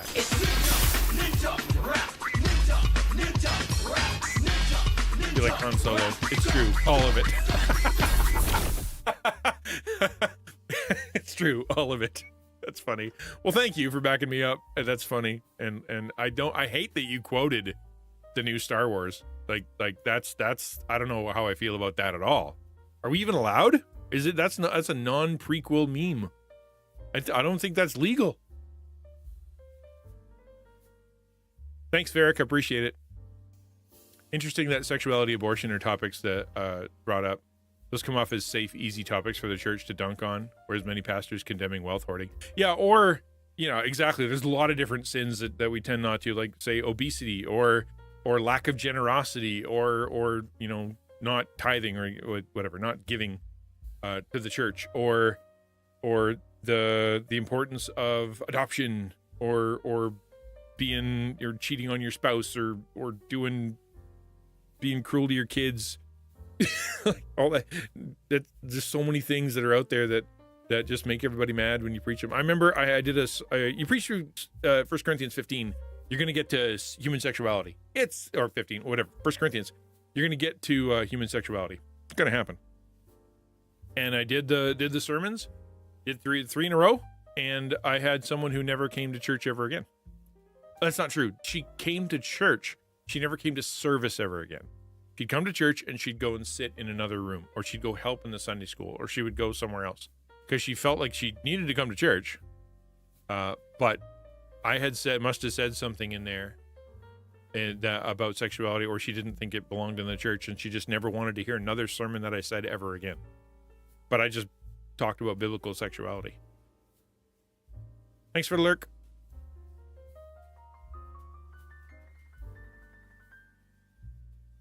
That's the one good new Star Wars. Well, yeah. Okay. Like the Bible has thousands of verses looking after the minority, poor, sick, but so many Christians go after hot button topics. Yeah. Yeah. I say that, like, this is here to make everybody mad at me. Like in the US, right? You have the Democrats. In Canada, you have the Liberals. I would say that the baseline of that is their belief is that people are stupid and need to be taken care of. That we need big government to take care of people who don't know how to think. We need social programs for people who suck at money. We need because everybody's addicted and stupid. And we need to take care of them. That's the sort of the democratic liberal side of things. And nobody gets along, so we have to force them to get along. We got to make laws to make sure they get along because everybody hates each other. And the conservative / Democrats or Republican side of things is more along the lines of, if you leave people alone, they're usually pretty good. If you, people should be able to invest in what they want to invest in. You shouldn't try to govern morality because you can't govern morality because people the evil's on the inside. They're broken on the inside. They need something bigger than just law. You shouldn't be stealing people's money for the sake of giving it to people who don't work, things like that. And so both sides have a good point.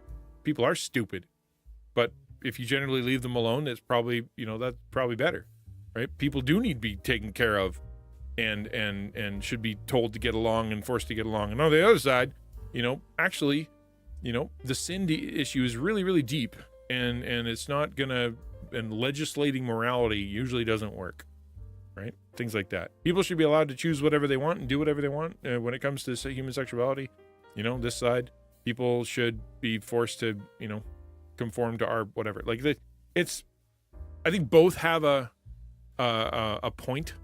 Both have validity, and it's just impossible to find that middle ground and preach the middle ground, because nobody likes middle ground. Love God and your neighbor. Not easy. Not always easy, but simple. Agreed. Yeah,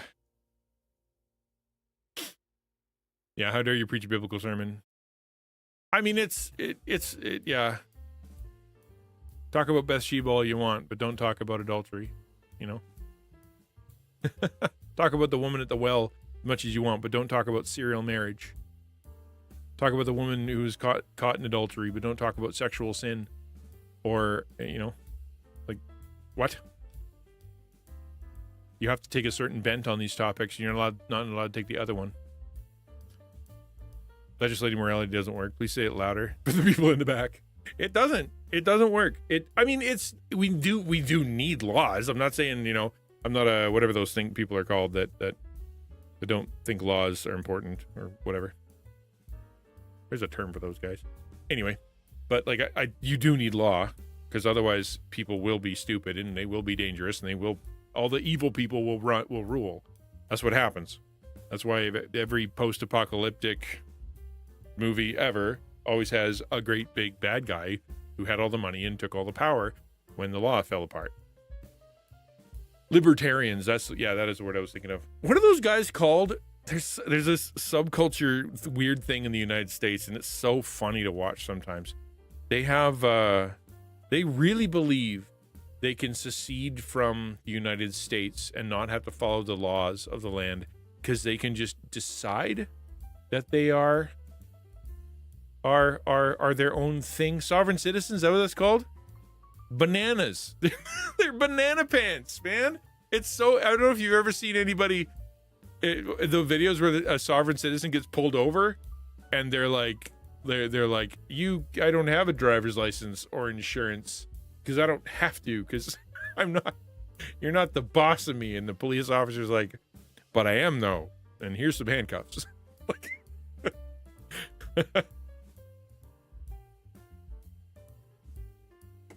That's so funny.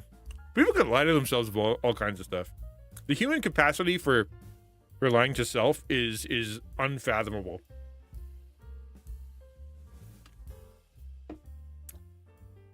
Hey, Moon, thank you.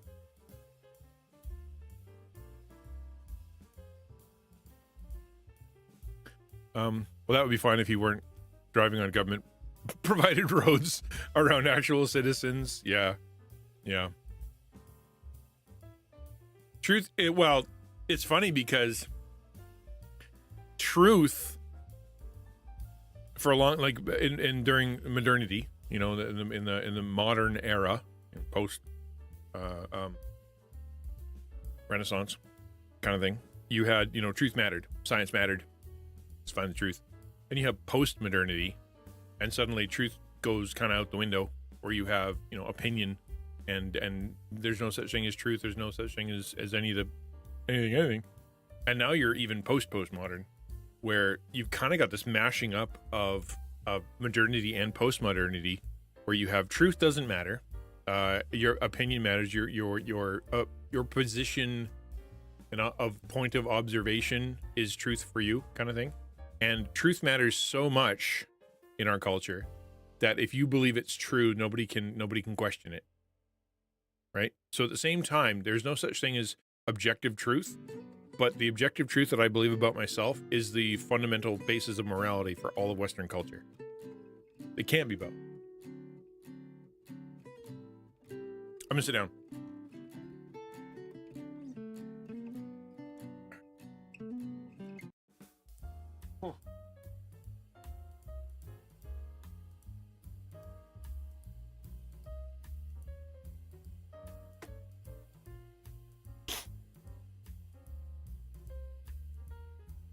Yeah, she kept coming. Musical angel. That's exactly what she did. Like I said. But and so I often wonder how the sovereign citizen movement gets around those rather clear parts of the Bible, Romans 13, that say the government is a necessary good.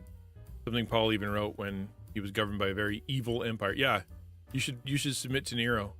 Yeah, right. Yeah, I know that it was a rhetorical question, but my answer to that question is simply that they don't have an authority above them, a spiritual authority above them. They're their own spiritual authority. And there's those people, the sovereign citizen people, I would put cash money on that they are also their own pastor and started their own church and have their own way of doing church, because all of institutionalized religion is corrupt and all of and denominations are evil, and you can't trust seminaries. The only person you can trust is you and God and your interpretation of the scripture, because you're friggin' the prophet. And it's because they're not under spiritual authority.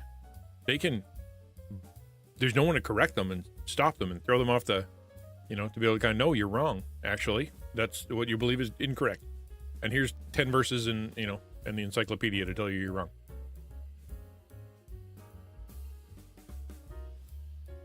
Chair time. Yay. If true to you, no one can refute belief, but when it comes to biblical truth, people still oppose that. Yeah. I think my favorite one, so funny. Somebody was, they said that, we've decided that God's going to have multiple genders. God is female and male, so we can say our father, mother, who art in heaven, or call, and then, at the same time, those exact same people would go to bat for the fact that you can choose your gender, and you when you say what gender you are, other people should have to call you that gender regardless of what they believe.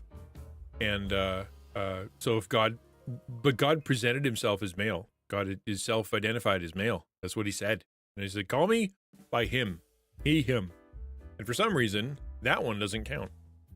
They can regender God if they want to, but not like the person that's in their church or the person at the school. Weird, right?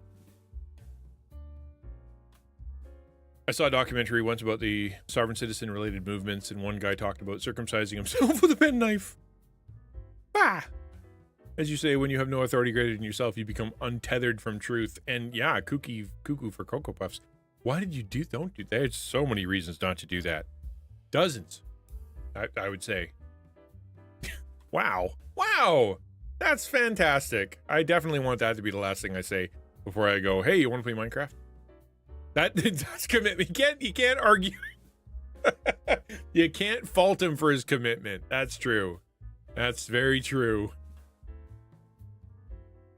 If he's got anything going for him, it's spunk. Yeah, we're doing 3. Well, because I said earlier in the stream that my brain can only think of what's going to happen. Final Fantasy VII coming out soon, and it can't seem to fill in any gaps in between of what I'm supposed to play. So we're just going to play Minecraft. That's just it, and I'm enjoying it. I'm liking Minecraft. I enjoy the server. I enjoy doing what we do. So yeah. If you want to be like me, here's your piece of flint, goog, and a robe, and we have a room in the back with a low table.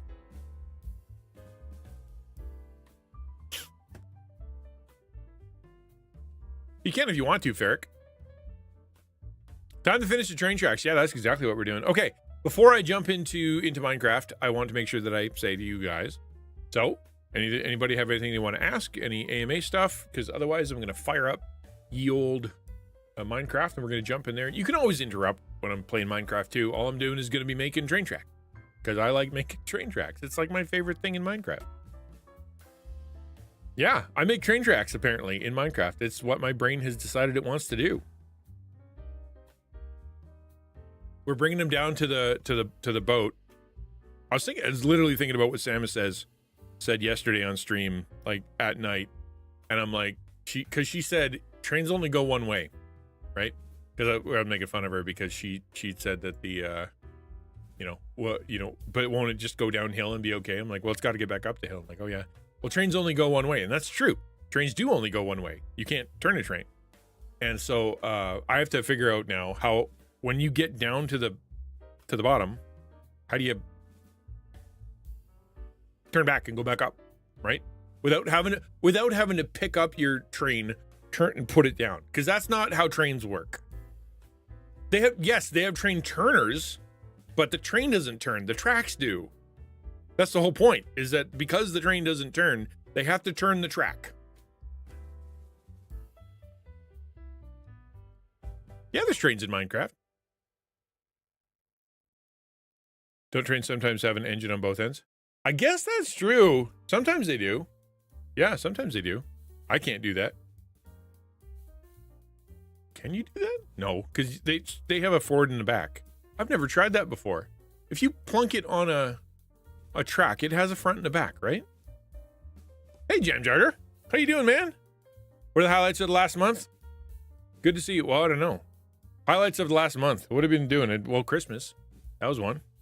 What else? New Year's? I don't know. Jam Jar, I live in the moment, man. I'm just here, bud. I exist purely as an ethereal creature that exists only as you observe them. I'm like Schrodinger's cat.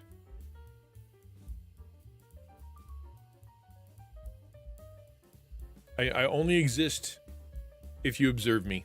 Otherwise, I'm in this state of by whatever, science stuff. I'm about to fire up Minecraft. So here you go. Boop. No, that one.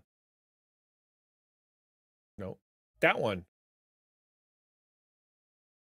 That one.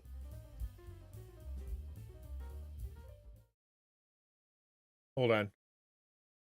I think this. Okay, hold on. Link scene, remove that one. That one. I'm sorry. If you guys are seeing what I'm seeing, I'm trying to change it. What is your problem? Why are you doing that?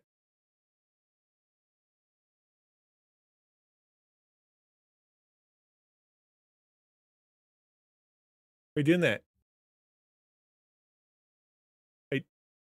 Okay. I have a theory. Link scene, unlink scene. No linking at all. You don't get linked. That's just the way it is. See if it doesn't now. Aha! It was freaking Stream Elements. That when they say beta, they're not fooling around, man. This is the beta in the history of betas. I see Black and Supersonic trying to embiggen. Yeah, okay. You see Black? Holy dicky DC Dina. It's not my fault. I had it all working. I literally was working on it before stream, okay? Give me just a second. I apologize, everybody. Like, wow, he can talk Bible stuff, but he can't play Minecraft. What's up with that? Enlarginate. Is it working? Are you see? How do you see it now? You should. Minecraft.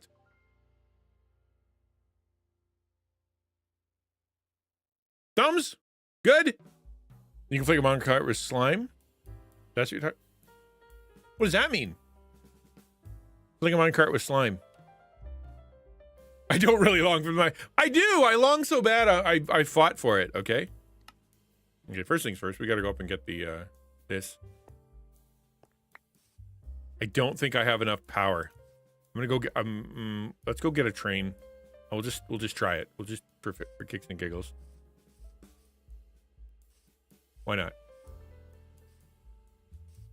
Let's turn on some other music. I'm gonna turn on synthwave. Let's do some synthwave. Now. That's better. Just something a little bit chill in the background. Okay.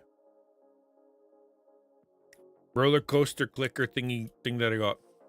What I want to try to do is I want to see. Well, first off, I want to see how far up the hill I can get with what I've given it, which isn't much, right? Hello, flaming cat. Oh, I forgot to power them. That's not gonna go very far. Railroady music. That'd be funny. I wonder if there is like old timey. What's a good railroady genre? Powered by Flaming Cat. Actually, he kind of is. I mean, he's there. Let's see if we can hook up a generator to him. We can have him run boil some water, create some steam. Where are the goats? Probably out batting around things that shouldn't be batting around. See, they're not my pets. The goats aren't my pets, so they don't stick around. They just wander oot and about. Good to see you, Donnie. Glad you're home. Yeah, no, I don't know where they are. Probably off in the distance. Like, there's this wolf over here. That wolf is actually, like, someone. It showed up because of someone. I have all the live long days somewhere on a lyric. We don't want to hear that on loop, though, Jeff. I don't think people would last very long with that. Hey, Mama Dreams is here. Hi, Mama Dreams. A little late and a little, but I left an independent denomination and went to a denomination non-denomination. Yeah. You went to AOG? No, it's an. Yes, it's an or. Back. It's an or. Or. 17. Go.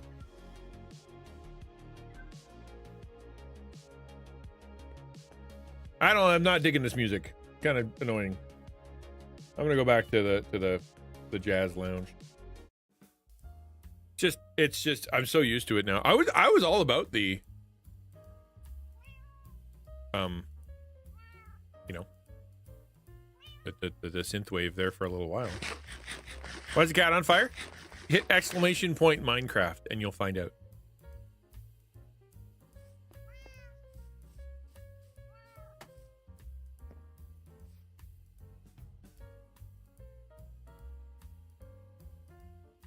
There you go.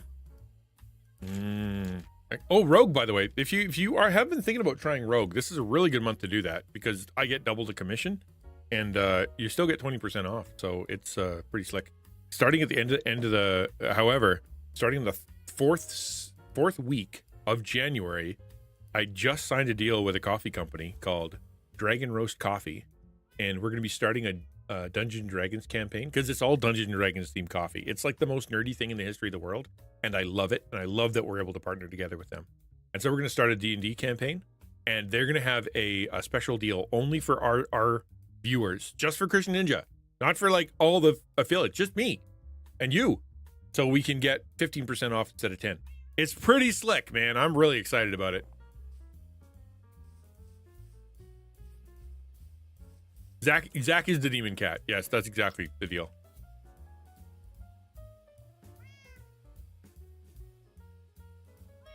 What happened? What was supposed to happen?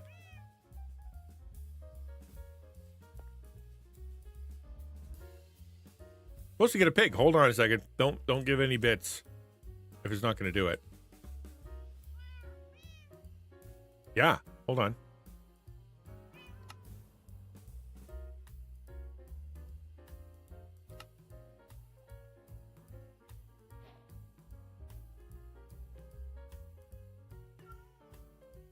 Okay.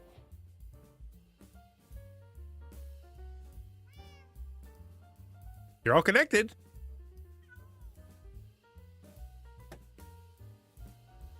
Oh, there we go. Hello. Just took a second. It's all good. Hello. There is the pig known as Ukulele for Worship.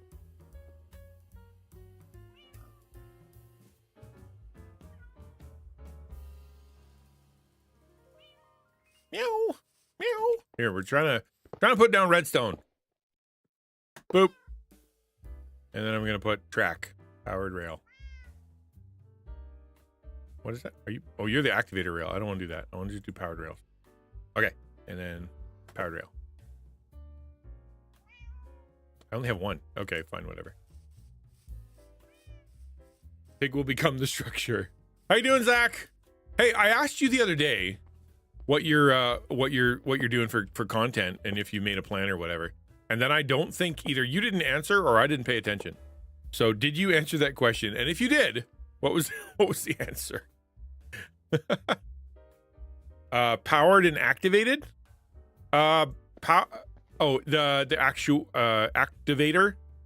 It when you go across it, something happens.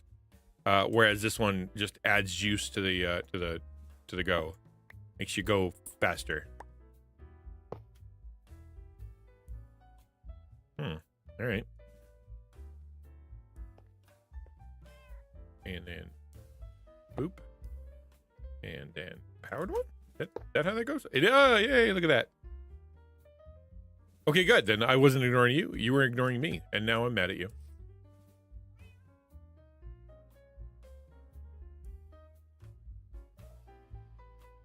So, like anything, it just turns whatever the thing is on. Right? Whatever you connect to it, it's like a switch. Or at least that's what I think I remember. This is so frustrating. I keep having to go through my inventory. Green would be mad at me. And he should be mad at me. It's like a button. Yeah, kind of like a button. There's also a detector rail that sends redstone signal when you ride over it. But the activator does that too. Am I getting those confused? I thought that's what the activator does. Like or is it just when you're on it, a detector, when you're on it, it works, and then when you're off of it, it doesn't. Whereas an activator just is like an on button. Has that been an actual plan? But I do have a friend that I'm talking is going to help create one. Their name is ChatGPT. I'm a big fan of ChatGPT. Or ChatGPT. He's that wonderful Indian man who I spend a lot of time with. Good old ChatGPT.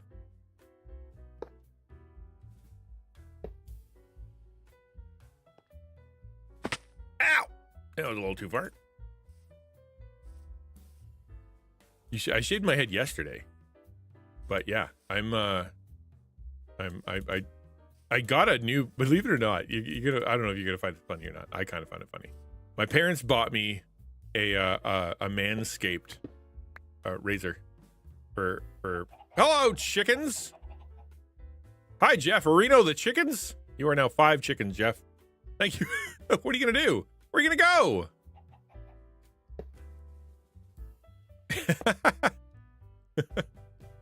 Look at you. Look at you being free.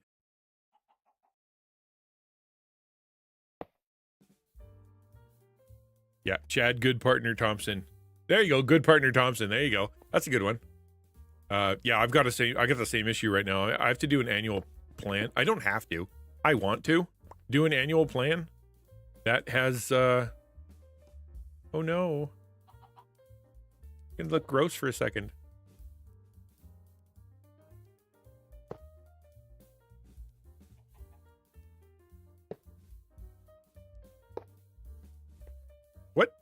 How did I screw this up? I thought it okay, so yes, it was going to be 5 chickens. It is 5 chickens. It is technically 5 chickens. And I can prove that by killing them.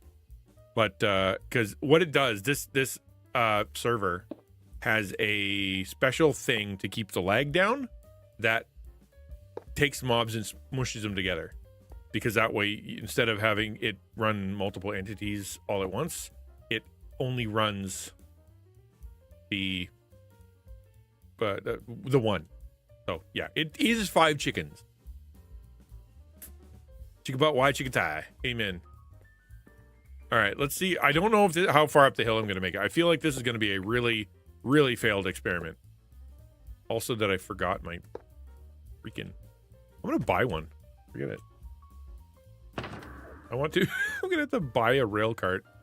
Is it under redstone? Probably not. Is it under miscellaneous? Probably. Give me a mine cart.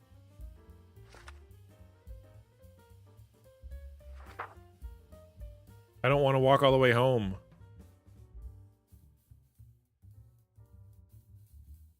Ah, sigh. Sorry, guys. Minecraft makes me not think good.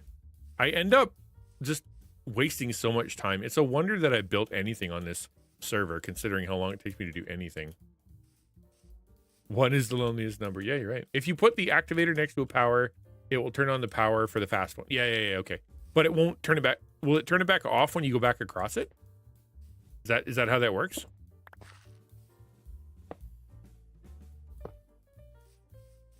I assume it does. I'm leaning over because my monitor's too low. I should bring up the desk a little bit. My monitor's really low. Hi, Shadow. Okay. Minecart. Let's get in it. And kitty cats, you can't come on the ride. That's just the way it is. Sorry, that was got to be. Actually, I want to check something. If I face this way, hey, come back! There's no reason to get out of there. No. You're going to take off. You're going to take off. I know you are. Lousy cat. You need more Legos? I do. I probably do.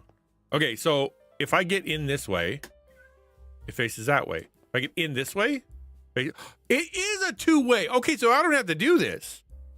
I don't turn around. The train doesn't turn around. I turn around. Oh, fascinating. Cool beans. All right. I learned a thing today.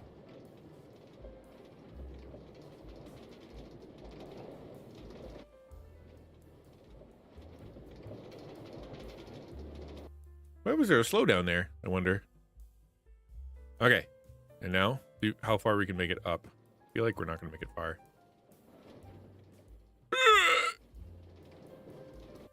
That did not work. Okay. But I have these two way too close to each other. That works out. Hey, thank you for the follow. You are now a cat. Appreciate the follow, dude. Bray. Thank you, Bray. I'm gonna break this one. Because it's too close to the other one. And I think we'll probably be fine. Hi, Bray. Good to see you. Welcome. Glad you're here. So I think it was about there that I made it to. Let's just not check and just decide that we're right.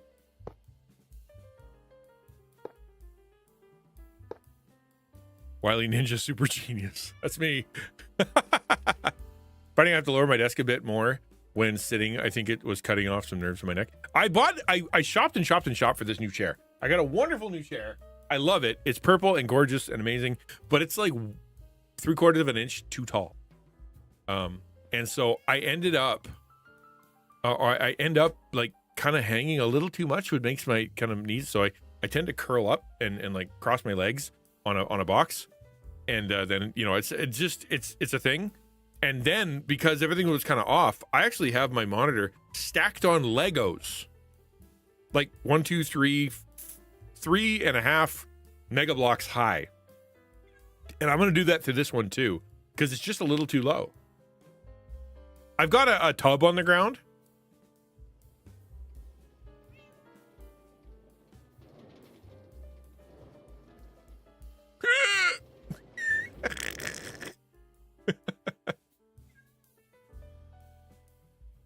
Can you put a gate across to prevent it taking off when you don't want it to? Yes. Well, I could.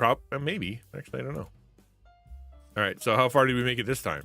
This is what we're doing today. We're making a train, but we're not really making a train. We're engineering today. Today's engineering day. Bop. And then it almost made it, right? Like I only have to go like 2, probably there.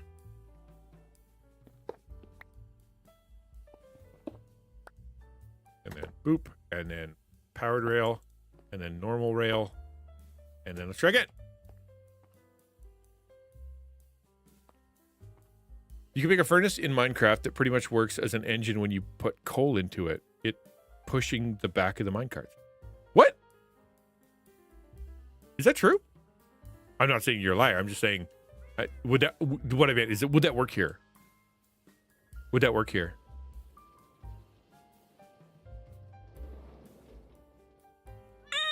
Not quite. All right, let's see if we can make that. I've never made one of those before.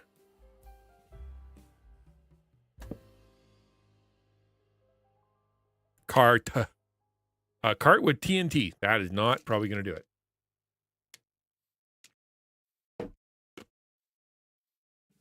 Minecart with hopper. Minecart with furnace. Okay. It takes a furnace and a minecart. Well, who could have saw that coming? Okay. All right. Can I make a furnace? I don't think I have enough. I need stone. I need one more stone. I saw one. I think I see one. All right, I know where there's a stone. There's one right here. Boop.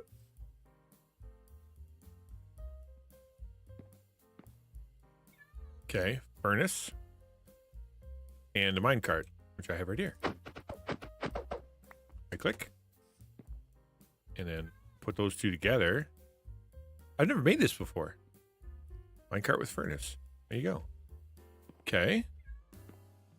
I'm gonna put that there. Fascinating. Cart with TNT. Yeah, the big bada boom. I don't want to do the big bada boom. You have to keep it fueled so it uses a fair bit of coal. Does it? Okay. So it's kind of like an emergency backup. I want to do the experiment though. There's gotta be one in here.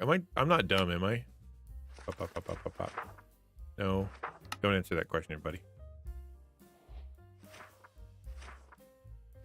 It's not in there, even though it does have TNT in there. Okay. Where would it be? In item, commands, ores, workstations, mobs, farming, dyes, miscellaneous, redstone spawners. I would think it miscellaneous. Manages that also to push multiple cards. It can do 5. Oh, fun. That's fun. Otherwise, I'm going to have to just buy metal. I mean, iron. You know what? I'll just buy iron. Screw it. Ah! I'm so quick to hit that escape button. I just need to hit the no button. Ores. Iron. 32. Buy. Perfect. Right click. Make a minecart. Minecart created. Right click here. Now I just need coal. I think I can get coal.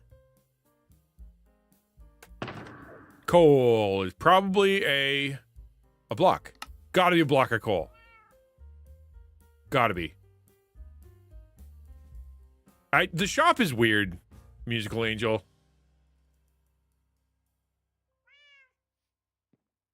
The shop is weird. Okay, that's not coal.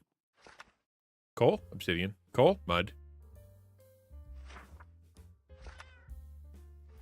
Coal, wool. Maybe it's an ore. I bet it's an ore. Coal. There we go. I'll buy 32 of them. That should get us places. What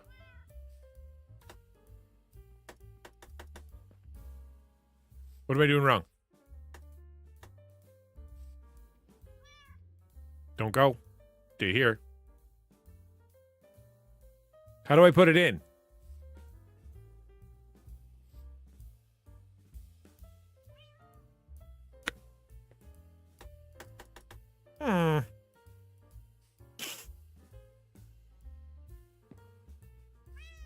Does it be in front of it? I'm not even clicking with it. It should open up, should it not? Well, yeah, but do I need to... You think it's like I'm not supposed to get into it? That's a lot of coal. That is a lot of coal. So if I just do this.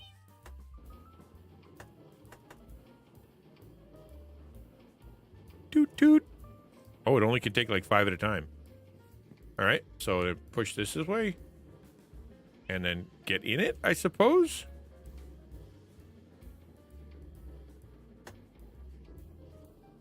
Go. Now what? I need a bow. I have a tiara. Would you prefer a tiara? Is it pointing the wrong direction? Okay, hold on. Maybe it is. I'm gonna punch it. And then I'm gonna put it back down. Facing this way. Oh, okay, come back. Hold on here, second here.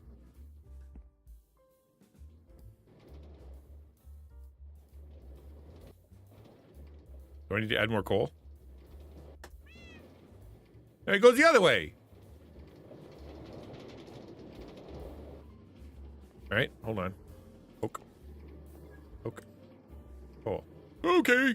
Off he goes. Bye. I don't like this system. Now I'm alone and I have no train. I think I like the powered rail system better.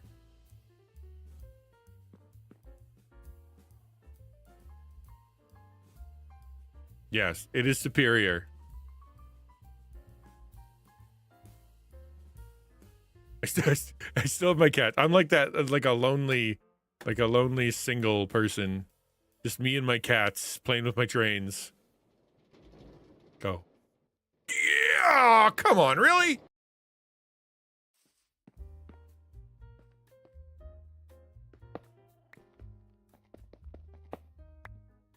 Okay, so it's got to go here. Right click, powered rail, and then normal rail, normal. Ooh, that's the bad thing.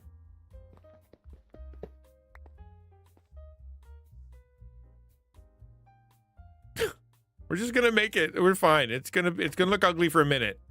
I'll come clean it later. That is a steep hill. The next, I mean, I could technically, like, I think if I wound it, it would use less juice, right? I forgot to get in. I didn't. I'm getting in. Out of the way, kitty.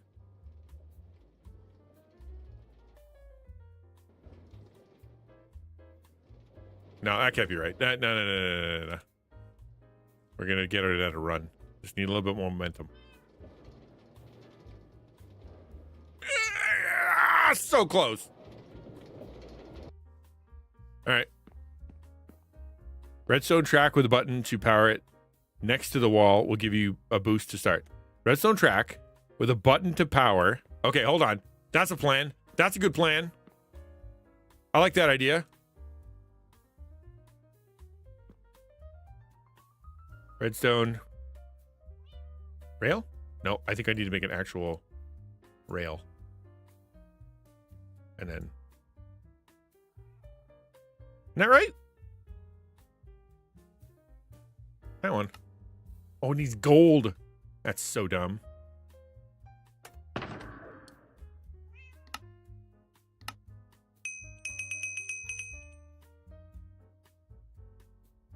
I guess he has a recipe. Go to the server just to make redstone stuff. I like redstone. I'm not good at it, clearly. But it is fun. Like, making it do stuff. Making stuff do stuff. Super fun. Okay, let's try this. We're gonna replace this one. Right click and then make a button. I know how to make buttons. You just do that. Boop, boop. One cherry button. Put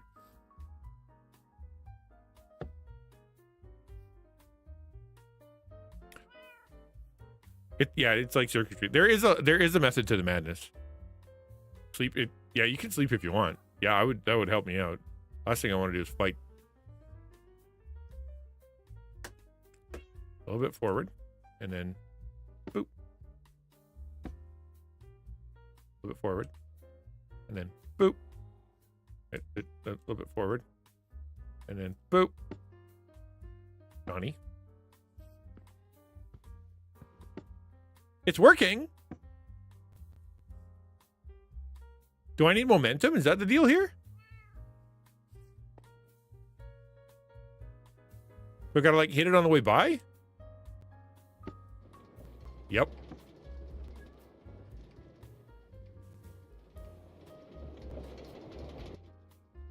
So you gotta go forward, hit the button, and then it takes it off. Okay, that's a terrible system, but it's something. We'll work on that later. We'll work on that. Oh yeah, I could make a bed. No, I can't. I don't have any sheep. So I can't sheep to sleep. We're just gonna do our best to not die. How about that? Oh, there's an Enderman. All right. See, this is why I need the train to go home.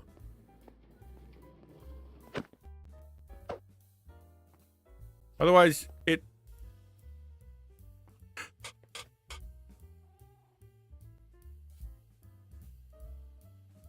I have too many things in my pockets. I'm going to get rid of these 4 things and these 4 things because those are more important.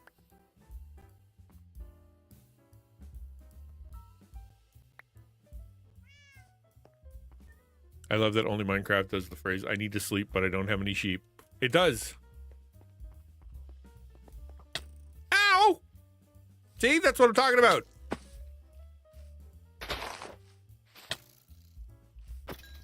That was terrible. I feel ashamed of myself for that kind of that fight.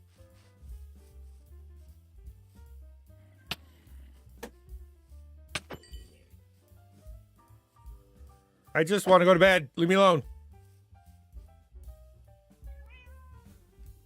There's a cat on my head.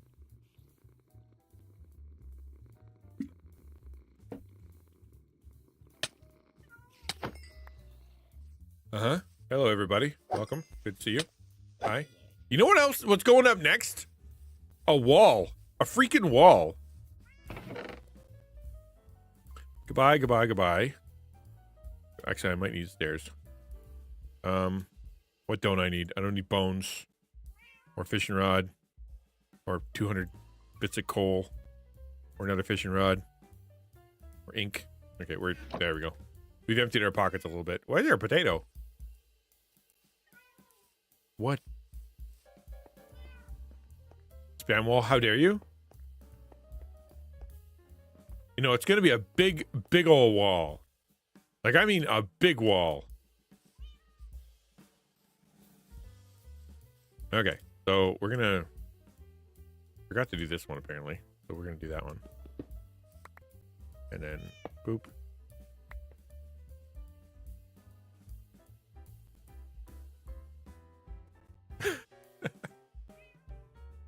I'm laughing at my own ineptitude. I can't even. It's so sad. All right, need one more, like, I think we need it right there, just to get a little over the hump. So let's try that. We'll put that there, and then redstone, and then rail, and then other rail, and then go get my rail.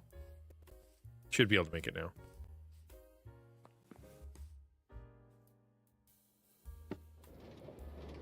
Zoom, zoom, zoom. Hello? I got ejected. I think I put an actuator on there. Yeah. Yeah. We'll get this eventually. I don't even know why the activators can go over in the corner. We're not going to talk about that. That didn't happen.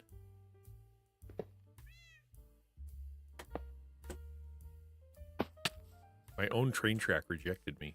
How sad is that? Yeah. Boink. Come on, please. All right. There we go. Oh, come on. What? Have I been doing that the whole time?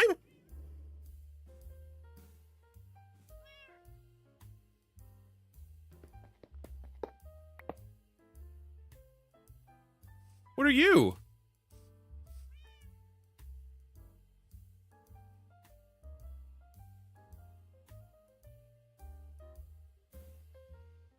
Powered, true, rail. Okay, we're good. I think I just screwed it up twice in a row. Okay, we'll try this again.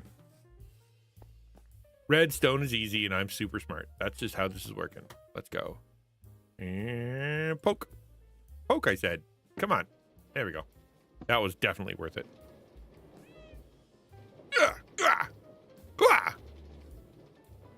Up.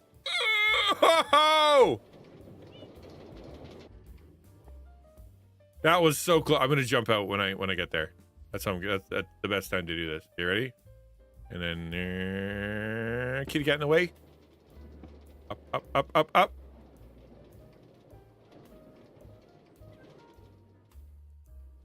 That right there. Okay, it just need to be one step lower. One step lower. I don't actually think I need to add another powered rail. I think it'll be plenty. Like I think I think we've done it. Is what I'm trying to say. Powered rail, normal rail.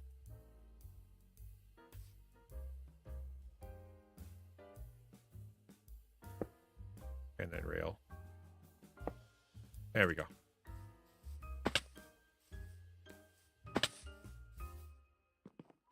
Boop. And then, yeah, boop. Let's go. I want a better system than that button.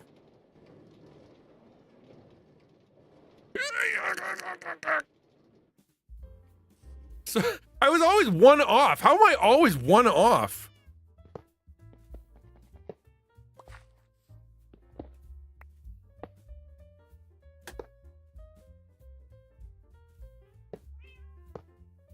Nope.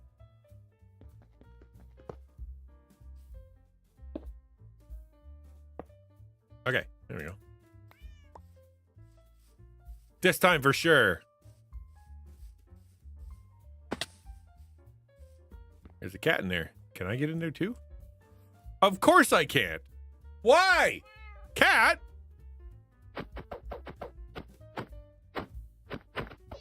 Go away.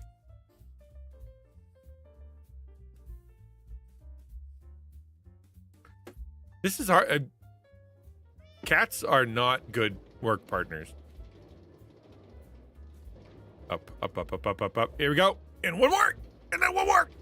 Yes!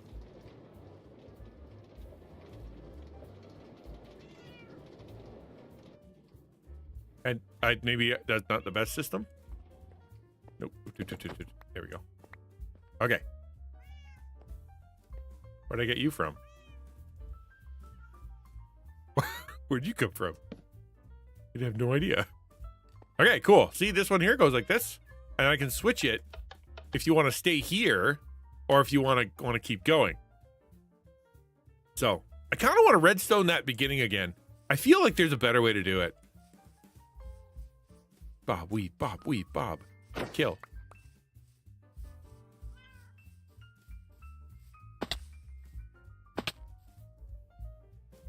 Need hamburger.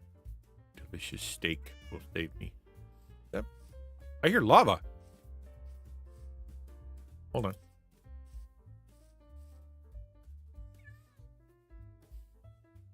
You lava?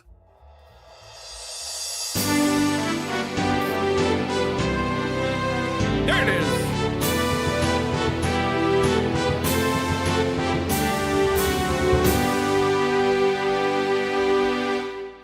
Ukulele for worship, 250,000 points. That is insane. 500,000 sticker. That's going straight onto a post-it note, so I don't screw that up. Yeah, I know. 500K. 500K. I don't know the math on how much you have to lurk on a stream where a guy doesn't know what he's doing for 4 straight years, but it's not worth a sticker. I tell you what. But that's the best I got for you. They're catching up. 500K sticker. Or ironically, I got stickers sent to me from Ukulele, and she sent me more than one. So maybe I have to go find some other stickers to include with those stickers for Uke.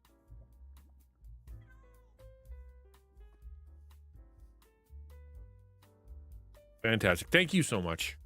I can't begin to tell you how awesome it is to be working with Ukulele for worship. And like, she knows that, and you guys all know that, and how awesome she is, especially if you've been on her stream at all. But like, thank you for being so consistent.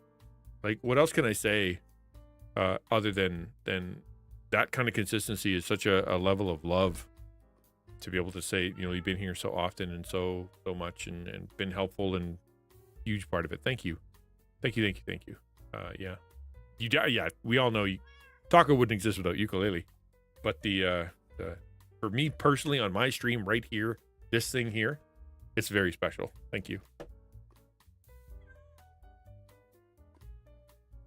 They are, in fact. Okay.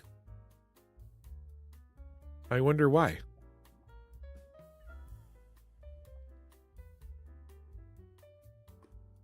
There we go. Cool. Look, a light.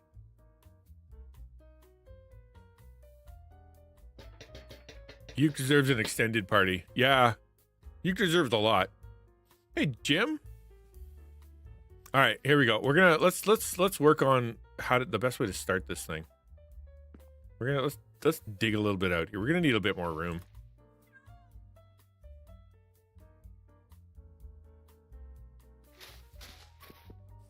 Yeah, we're gonna need a little bit more room. For my 250K sticker, and I get this stinking feeling I've actually redeemed it twice. You have how? That's actually impossible. Like, there's no way you could redeem it twice. Have I not sent you I don't have a thing that says 250K sticker to Donnie, do I? Did I miss that? I thought I had all been caught up. I'll have to go through my 750 post-it notes. Did I screw that up? I'm sorry, Donnie. If I did, I'll get on that real quick. Shut up and take my money. There you go. Yeah.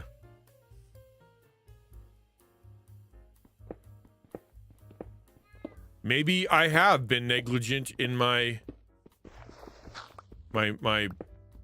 post-it note obedience. That'd be no good.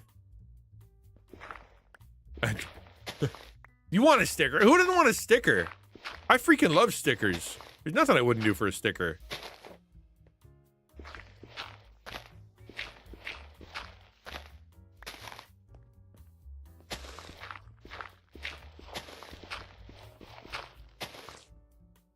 Okay, we'll clear this out a little bit. I've been thinking about this a bunch. I should bring a bed. Why don't I just get a bed?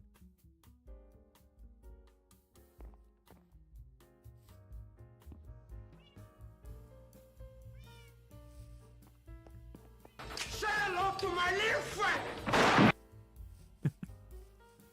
I was 100K, 250K, working my way to 500. If I've missed somebody, please remind me. I'm not, because I've had a lot going on. Let's just say I've got a lot going on. And so please forgive me. But I'm going to do my best to... Still full, eh?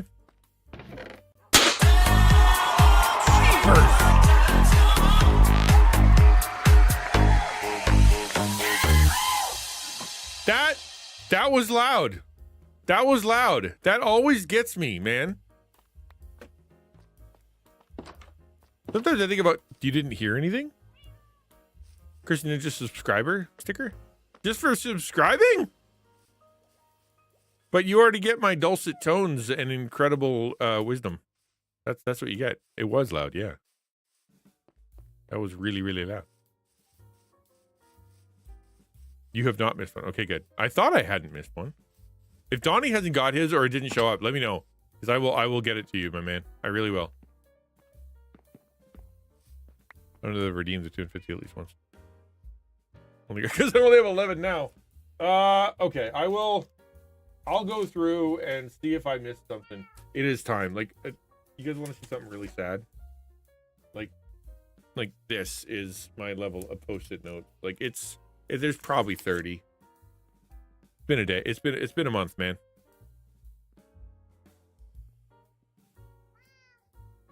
Okay. Okay. I could have sworn I did it though. I love lamp. That was sorry. If that was too loud for you guys and it scared you as much as it did me, I can try turning it down.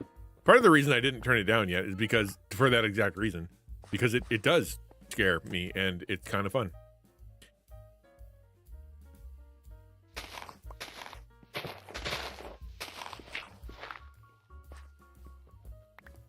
There's 100K.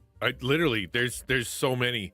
And it's like the reason I have all those post-its is because you guys come up with good ideas or I need to fix something. And then when stream's over, I'm tired. And then Friday comes and I'm like, I got to do stuff. And it's like, are you going to do those things that you've been writing on your post-it notes? No, I got to do other stuff. What are you, crazy?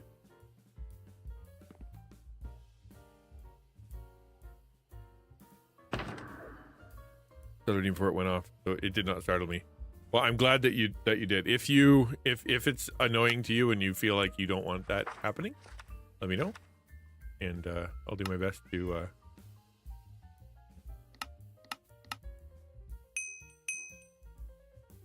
right, to fix it.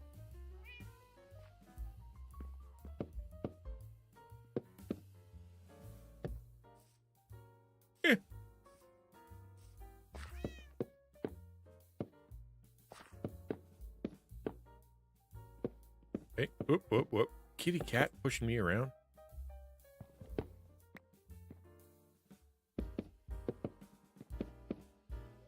Okay, so this will continue on. We'll keep this going for a little bit, right? Like, but I wanted to do something. We got to do something. What about a ramp? Like, what if it just did this?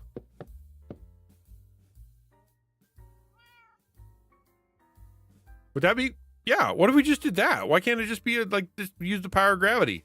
We'll use the gravity to destroy the gravity, like Thanos.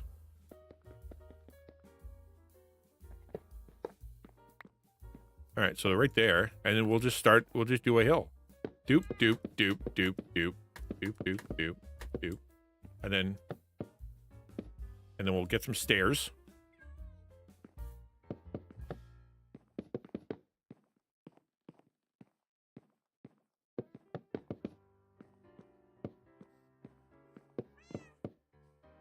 Okay. I got a plan. Are you trying to figure out how to start? Yeah, start. Yeah, I want to start the train. Exactly what I'm trying to do is kick off the rail. So it just makes sense to me that instead of just doing a button, ow, it could just be like gravity. Hello? Hello, Samus. Aw, you've been turned into mutton, Samus. What did you say? What deserved you being eaten by a wolf? I don't know what you did, but the it hath been decreed that you shall be eaten by a wolf.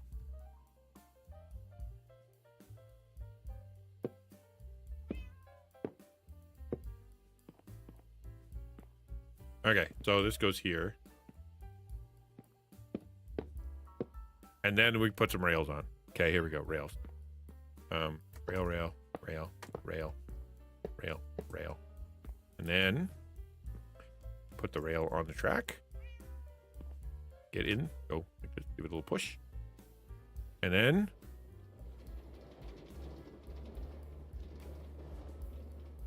perfect.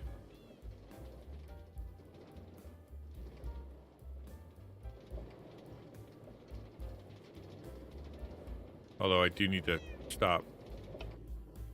Oh, come back! No! Okay, hold on. That was close. All right, cool. Whew. Tastes like ham. Tastes like mutton. A powered rail plus button, though, but you need momentum with that. That's the problem, is that you need momentum. I wonder if you could use an activator rail to activate a powered rail. Is that a thing? I'm going to see if that's a thing. So if I use an activator rail, powered rail, and normal rail, and then you put the cart on here, give it a push. Okay. Cool. Then you got to put the redstone torch next to it. I know that.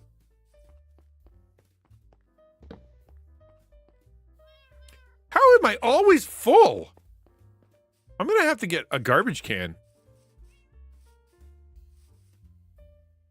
I do hate it when my cart goes bye-bye. I really do.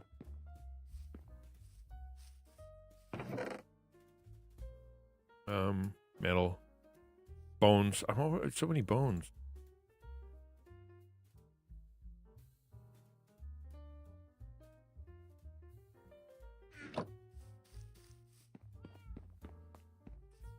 Detector rail instead of an activator. Ah! What the flip, man? I'm in the middle of science. Freaking You know what? Just don't even, man. Leave me alone. Jeepers creepers. Why has everything got to be mean? Minecraft is a scary game.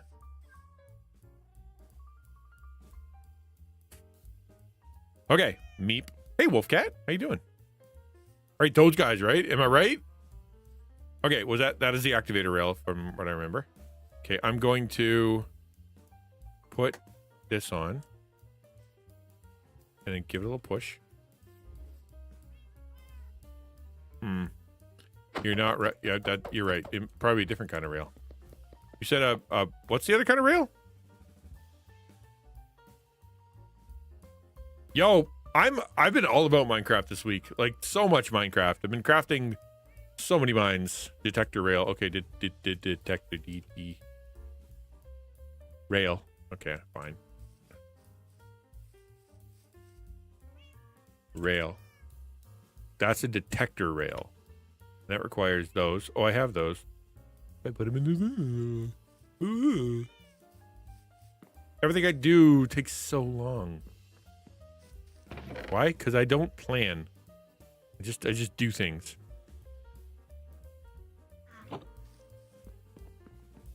You know what? I'm gonna put you, kitty cat. I'm gonna put you with the other kitty cats. So come here. Come here. Come here for a sec. Come here. Where are you?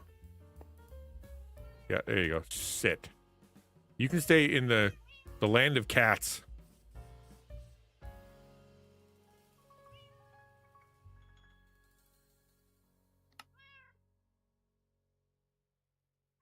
Wait, what was that? Hold on. A stone pressure plate.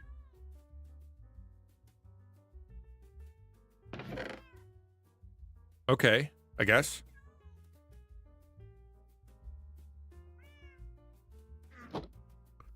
How am I doing? I'm doing okay.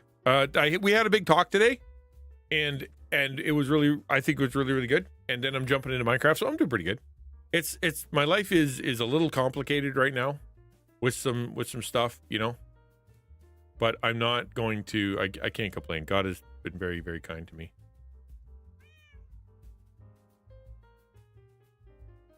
What is the recipe for a stone plate? Pressure plate. Stone. Oh, it's just 2. Okay, far out. Okay. And then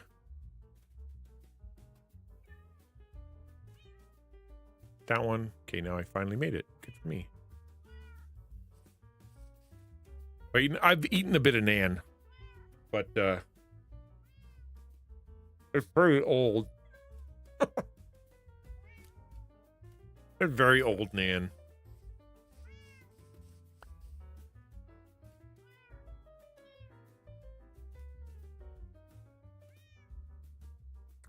All right, let's try the detector.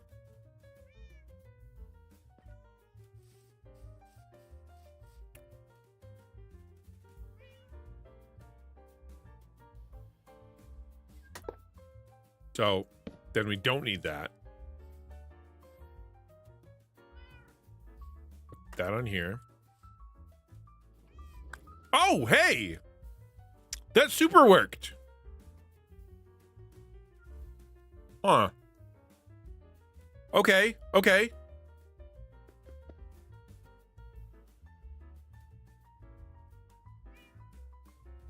Slick.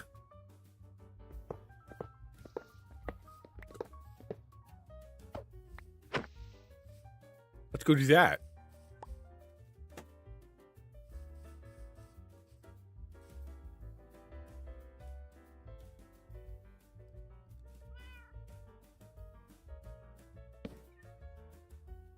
Thank you for the lurk. I appreciate it. Okay, put everything in here. Holy mackerel, do I ever not need any stuff. We'll only keep what we need. Detector rail. I don't need activator rails. Those are confusing.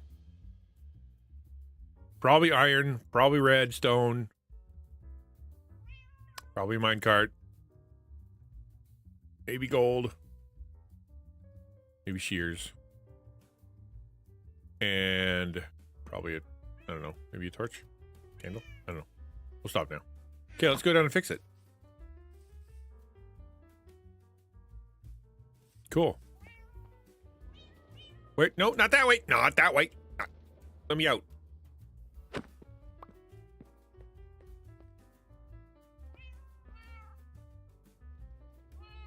Get your food. Your inventory makes me want to scream. I'm sorry. I forgot to get food. Is that what you meant by get food?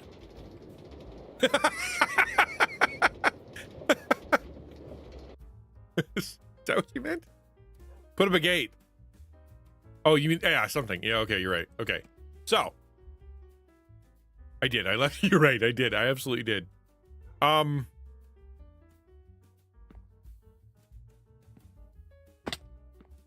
Here's what we'll do.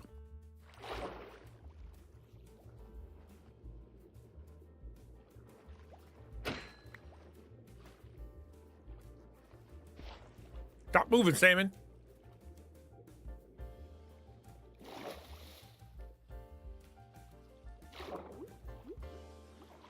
Get back here. Bah.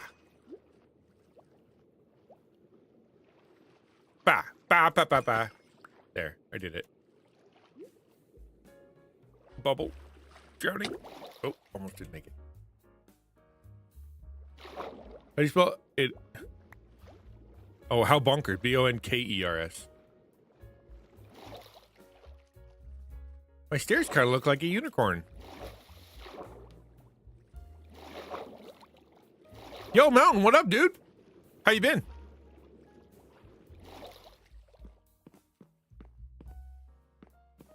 We should have bears that hunt for salmon. Yes! That's what we need. Salmon bears.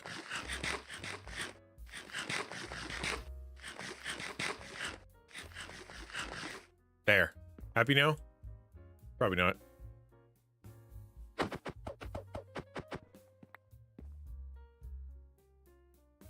We're gonna extend this just one more, or maybe two more, and then we'll be good.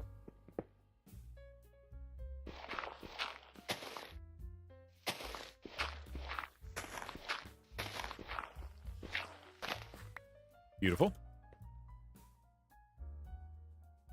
Extend is so pretty that he subconsciously makes his stairs look like it. I mean, it's instinctual at this point.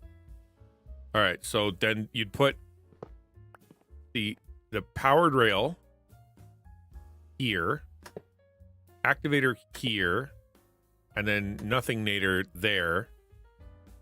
Right click a nader here, and then go. Yeah, that's better. Actually, I'm going way faster. First aid training to good use. Are you? As in, like, because you keep getting hurt? No, no, no, no, no.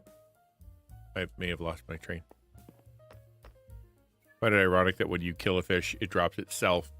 But I guess chickens drop most of themselves. A big part of themselves. 110%? Saying what to 110%?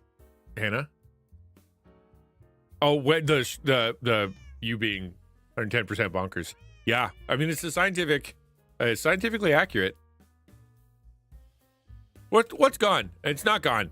I got it. Don't worry. Don't worry about it. I will get my food though. There you go. Otherwise, Hannah's gonna or Musical Angel's gonna punch me. You have been questioned with a wet noodle, Samus. What do you do? All right, a gate. A gate, she says. A gate.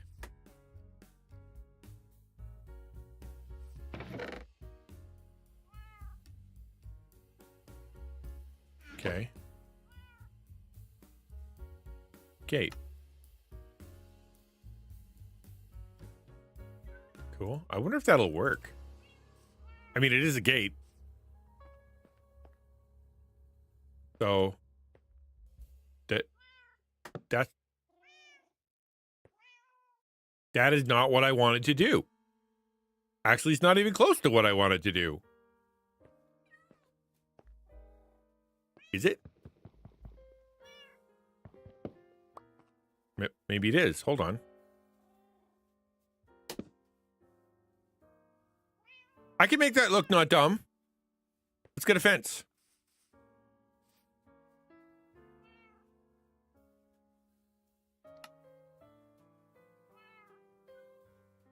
Hello. What did you do, Banana? You're about to be eaten. You're gonna get killed, Banana. No, run! Run, Hannah! Run! I don't know what you did, but you've been eaten. Eaten to death. Hi, Jones. I must be bonkers to be where I am. Where am you? Yeah, what did you say? Did you respond? That you're using your why are you using so much? You're in Did you say you're in Cali? As in Fornia? Is that what I saw? I think I know what we did. Do you?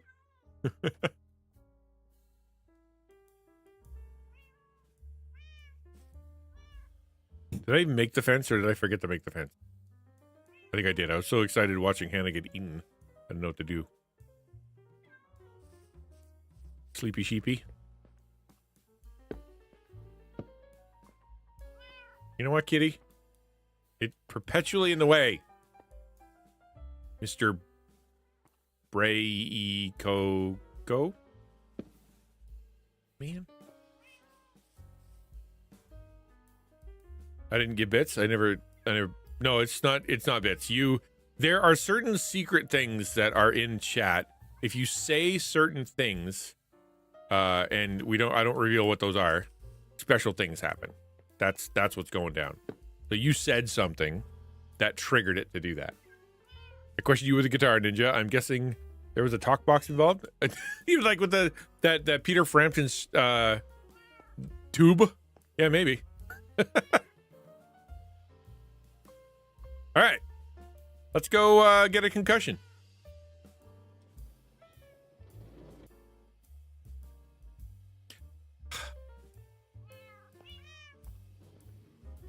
No. No, that was worse. This is hard. Freaking cat's in the way.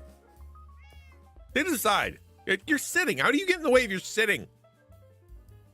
You slowly make your way my way? All right.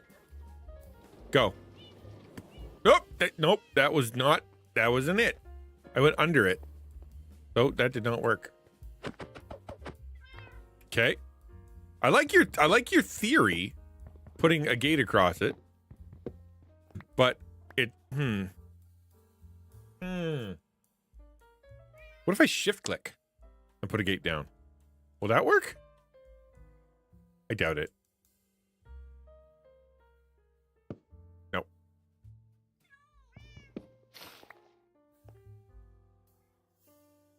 Tamara, you just putting in words?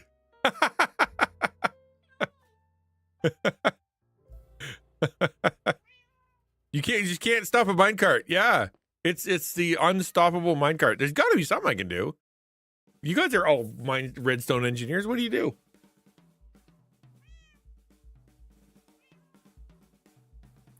You're playing words on stream, but without words on stream? Yeah. All right. Tea worked so well that I very much did not want to get up today. Oh, the sleepy time tea. I told you, it'll knock you out, man. I love me some sleepy time tea. Okay. I guess it could just see what I wanted it to do is I wanted it to be able to kind of go and then stop. So I think what's going to have to happen is that you're just going to have two lines, right? It's just going to have to go this way and then stop at the end. And then you'll have to get up, put down your minecart, and then go again. But that's not how trains work, and so I don't want to do that. If it worked, yeah. I mean, at night, if I have some of that extra sleepy, it really does. Pop a piston up when it hits a detector rail. There's an idea. Using the power of detector rails. Great idea. Okay. A turned off powered rail will break it. Turned off powered rail will break it. Oh, I see. That's a lot easier. Is that like right there?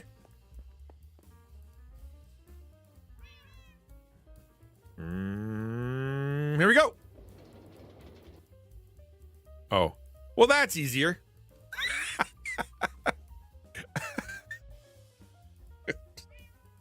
All right. Okay. So if I put a little hill right here, I'm gonna do another experiment here. So if I put a little hill right here, like just a little one. Yeah, us together. We're all in this together. We'll clean this up later. We're just doing science for now. And then powered rail in the middle. And then boop, boop. And then boop. Right? There's just power rail plus button at the end points. Turned off the cart stop, push a button, and it heads off. But it doesn't head off, though. That's the thing. Right? Like, what it did was it you had to get a little momentum going to make it work. But that will stop it. Yeah, okay, let's see if that works.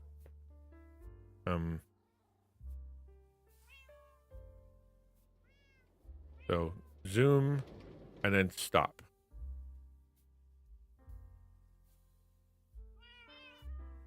Then you get out and you're here. Okay. And then the button. Yeah. So I have a button in this other place. Button. Where to put the button? Button. I mean, I know the recipe. Let's make another one. Button. Okay. I put the button here.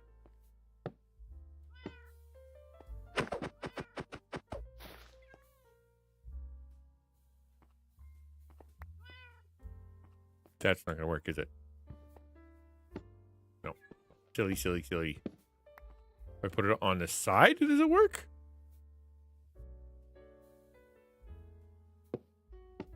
Yep. Okay. So if I come on, zoom, then I hit the button. See, it'll turn it on, but you need to have momentum in order for it to go. My eyes hate me for some reason. I'm not tired after 2 days. Sometimes that happens to me. Where I'll get like I don't know, my circadian rhythms get all eurythmic or some jazz, and I end up just kind of not be able to sleep for like a couple of days, and then it all goes back to normal. But yeah, occasionally I just can't. I can't even.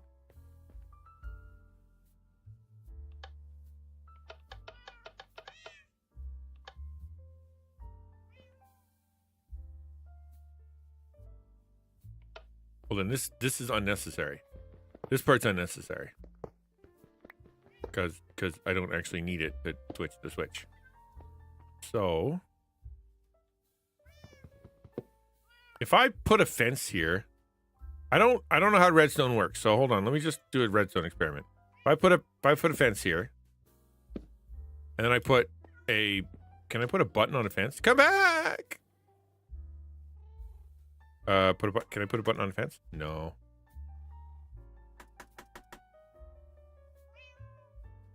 Maybe water under the cart.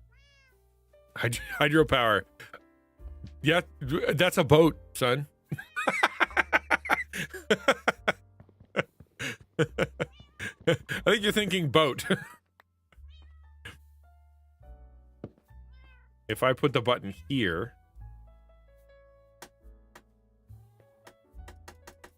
Diddly ding ding darn it. Okay, that's not working. So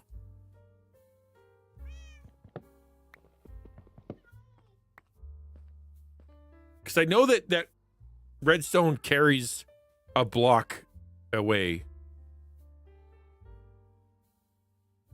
You're right. Power can be generated by water. You're not wrong. I don't know if I can put it under a boat or under a train to make it go, though. How would I put a button alongside? If I go like this, I can't put a button there. And if I put a button here... Oh, it does turn on. Okay, hold on.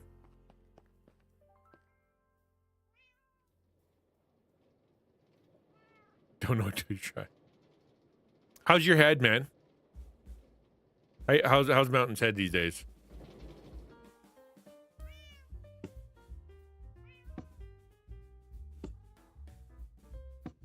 So if I go like this, it'll give me a push. Okay.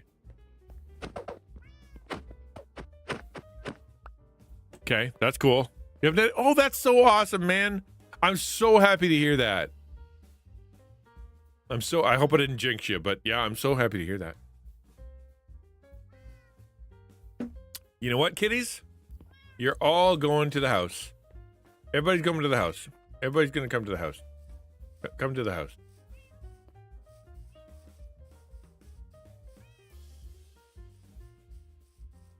I know, right? I hope we didn't jinx it.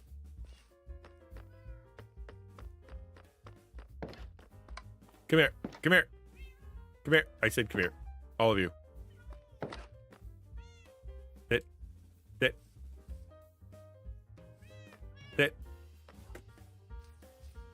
There was a fourth one. There you are. Sit.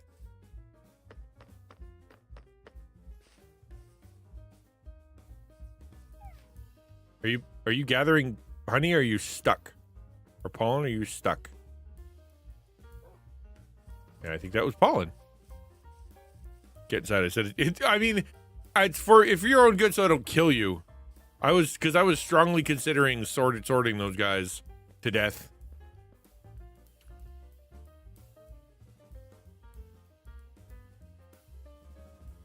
Would there be a way to make a hill? If this was a piston, it would just go up and it wouldn't change anything. Like you couldn't make it into a hill that it would tip over. Or if I move this one. Oh, actually, hold on. I think I'm going to try that. Whoop, that's not right. Redstone. Sticky piston. By one. Okay. Sticky piston under here.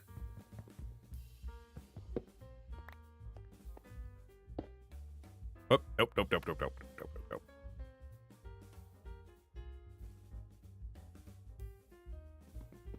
I'm trying to make it so that all you have to do, you come up and you can make a choice. You can get out, or you can hit the button and keep going. That's what I'm trying to do.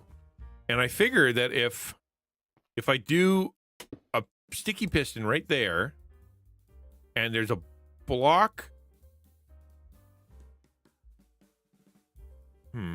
Oh, am I outside of a land claim? That's so dumb. I can't actually move. I can't use a piston outside my land claim. Are you kidding me right now? You know how far away my land is?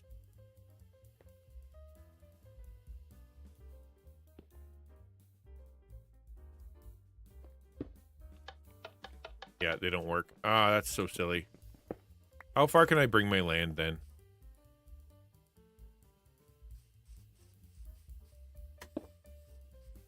That was not what I wanted to do. Hey, Peytona, how are you?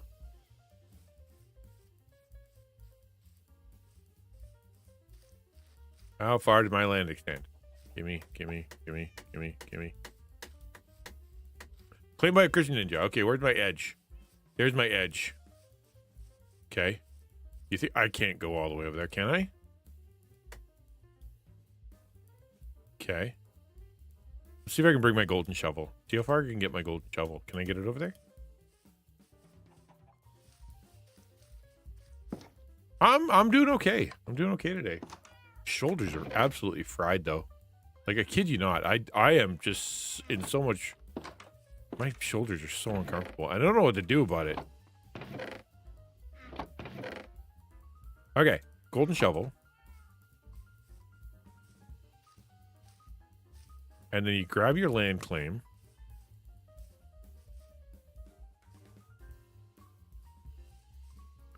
We're here. Pick it up. And I'm going to see if I can get out how far I can get.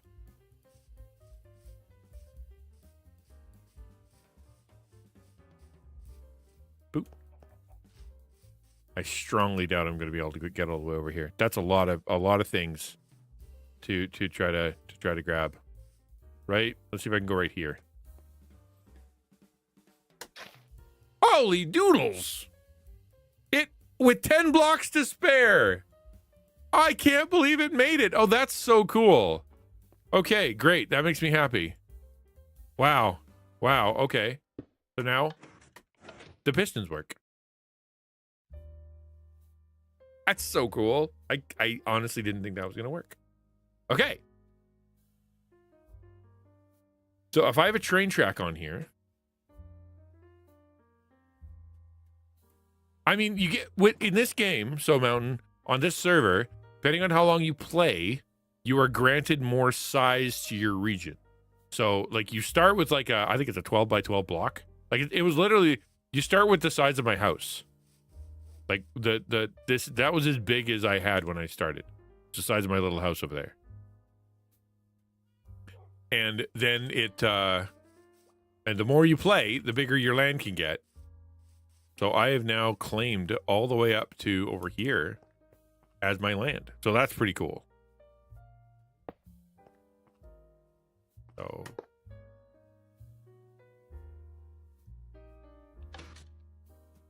oh, it kicks it off. Oh, that's not good.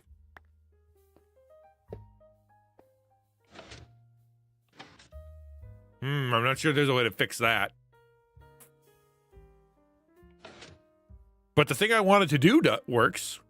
Basically, like if you come along here, I'm gonna try that. If I have my rail cart on here, and I turn it up like this.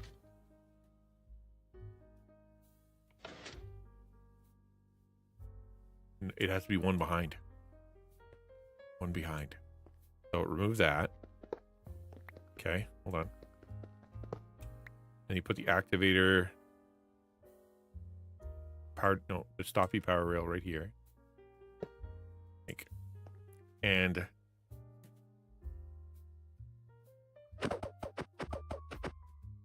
that. Nope. Here. Put the cart back on.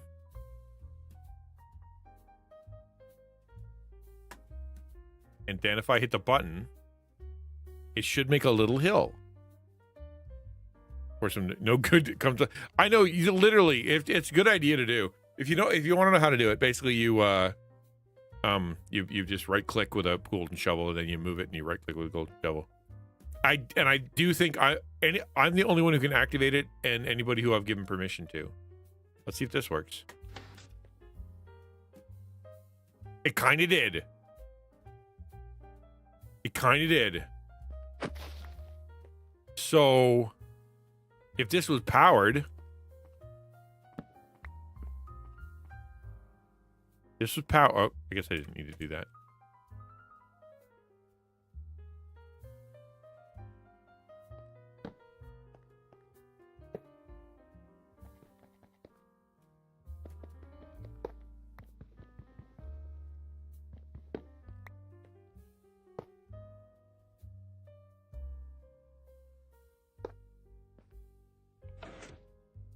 And then the train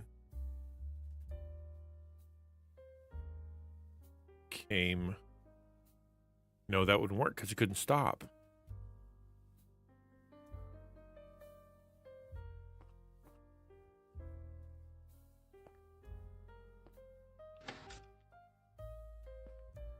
Let's try that experiment first. Hold on, let's try that experiment first. Goes here. Yep. That works. So theoretically,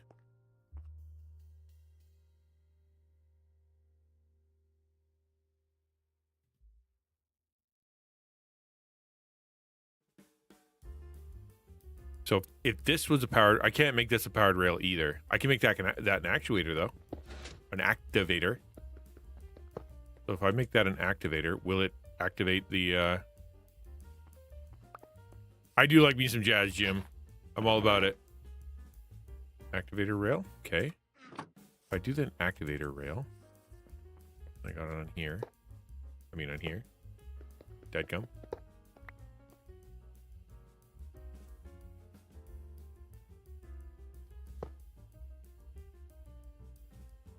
No, that's supposed to be the button one.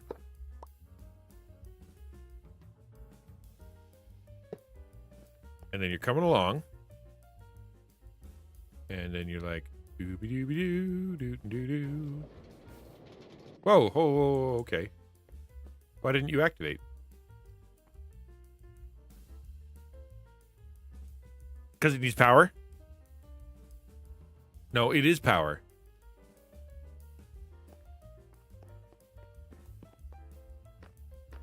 Oh, you finally left, did you?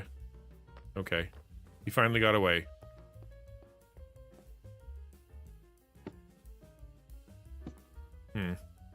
All right, I'm overthinking this. We're just gonna remove some of this. I'll think about this another time. I am way in the weeds when it comes to my brain power right now.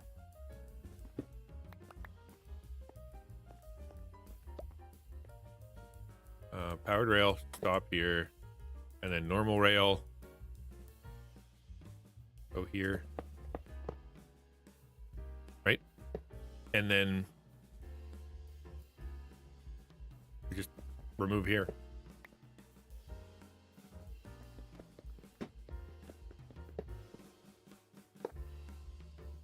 And then you just stop. You go, tunk.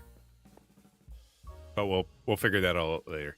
Right now, we can just do, I don't know about jazz. I mean, not all, yeah, you're right. Not all jazz is great. But the good stuff is good. Hello. Who are you?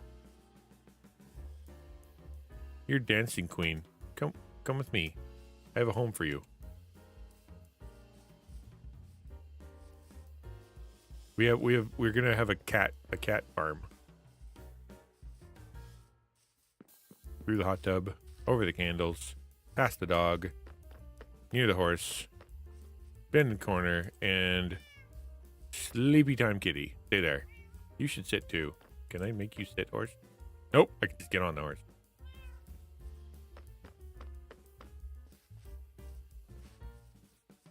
Okay, I think either I take a break or I end the stream. My body is screaming right now.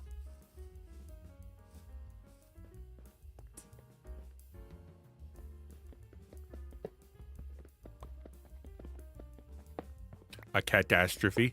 It's there's got to be another pun for cat thing that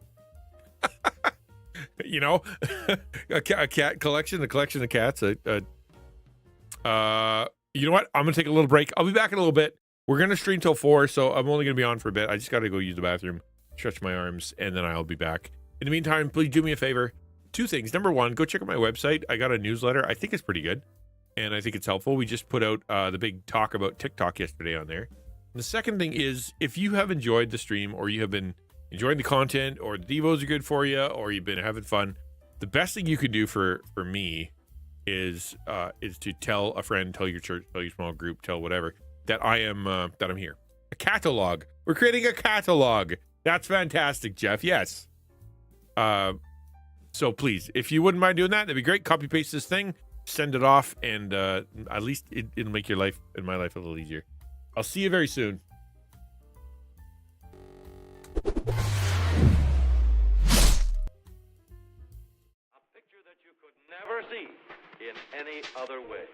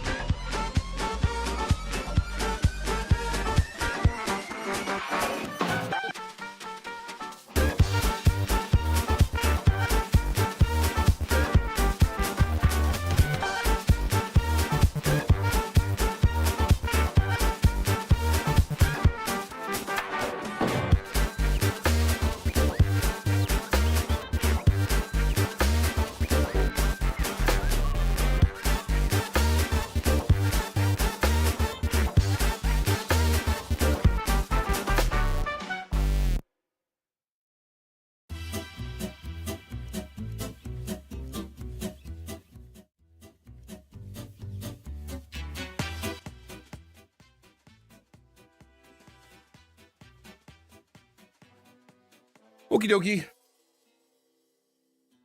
I wanted to do something before we get too crazy here.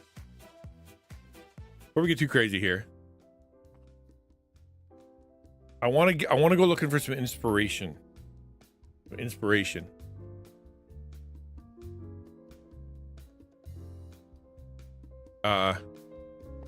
So hold on. We're gonna disconnect. We're gonna get out of here. It's because I want to be able to. I want to see if we can find something. Okay. XNV2. He's AWOL. What? Really? He didn't work? Yeah. The girl from Ipanema. The lady from Iwo Jima. That's better. I like it better.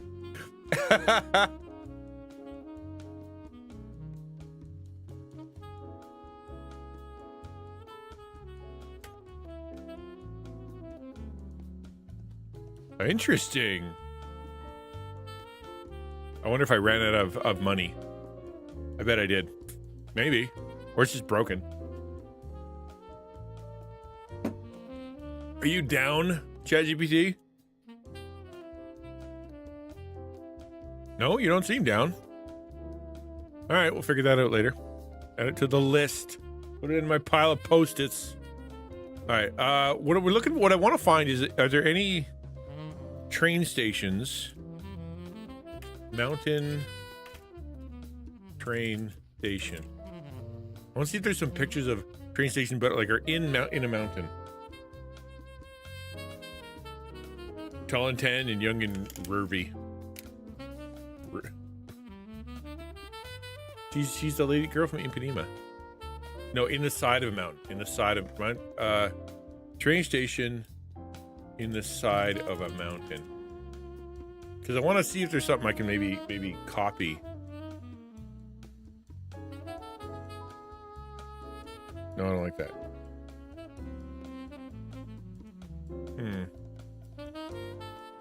Yeah, that's red circle. That's the place I want to put it.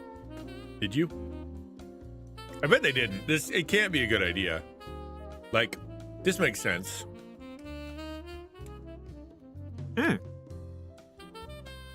Maybe ChatGPT can't help. Let's ask. I want to create a cherry blossom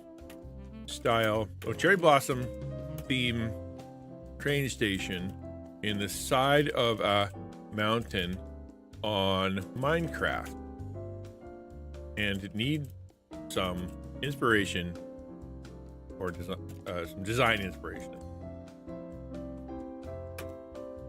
See what we got.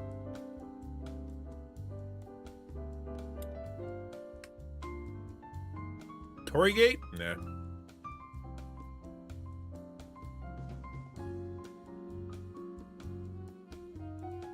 Blossom Caves. Platform area, flooring decor. Yeah. I get that. Not really. No Tory. You create an image of one with these ideas. Let's see what it looks like. You can work from photos. I'll bet there's some Swiss train stations. I'll take a look at those later in a minute. Crap. I just cleaned this sweater.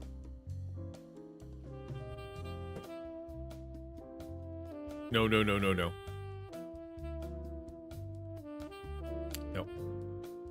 I want to see the mountain too. Oh, that's pretty cool looking. Not sure I can pull that off. Really cool looking though. I'll give it that.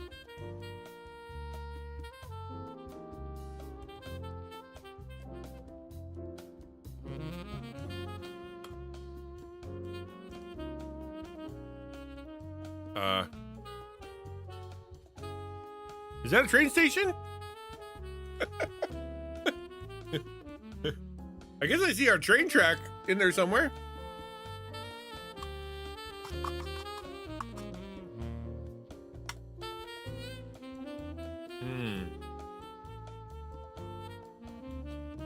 I like the model, the three-stage model. And if you had the train kind of come in that way, let's ask. Okay, what if it was near a lake, a mountain,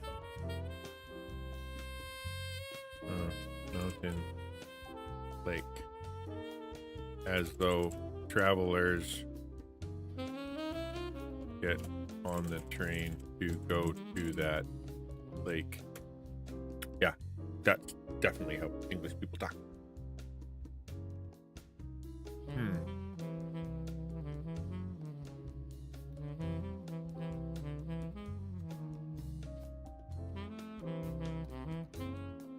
Whoa!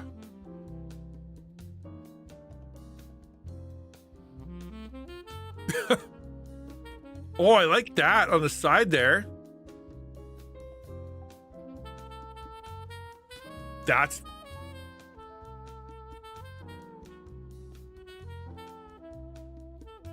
I like that. Yeah, I like that flower. I like that flower.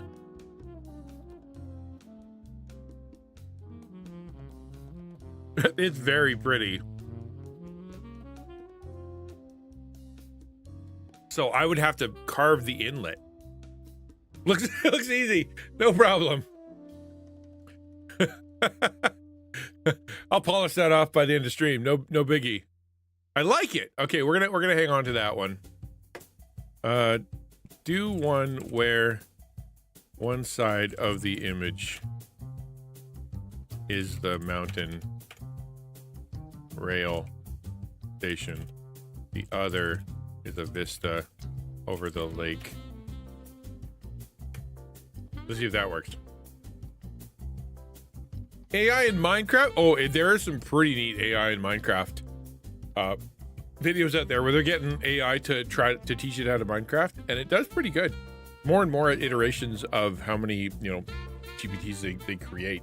It's certainly becoming better and better at Minecraft. Or at least the interpretation of what they think how Minecraft should work.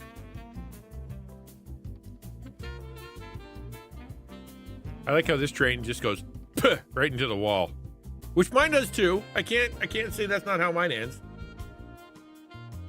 You have to inset the flower. No, I do like that flower. Yeah, that's pretty cool.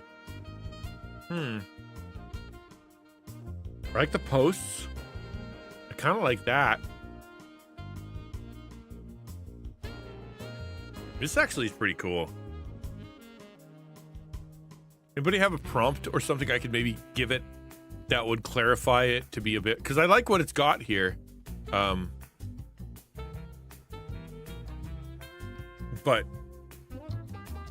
because that circle is where that flower could go. I like how this is a circle. Because yeah, I'll just put a circle there. No biggie. Is that supposed to be the train? Maybe.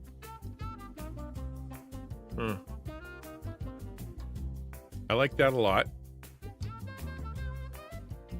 But want to see a simpler version of the station. Keep everything else though.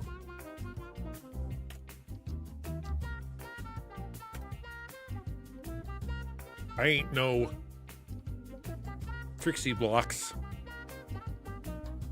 Trixie Blocks is amazing, by the way. If you're not watching Trixie Blocks, go watch Trixie Blocks. If you're interested in Minecraft building, he's amazing.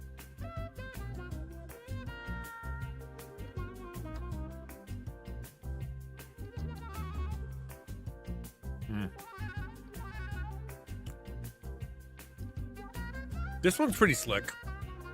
I kind of like that idea. Quid's got 500K?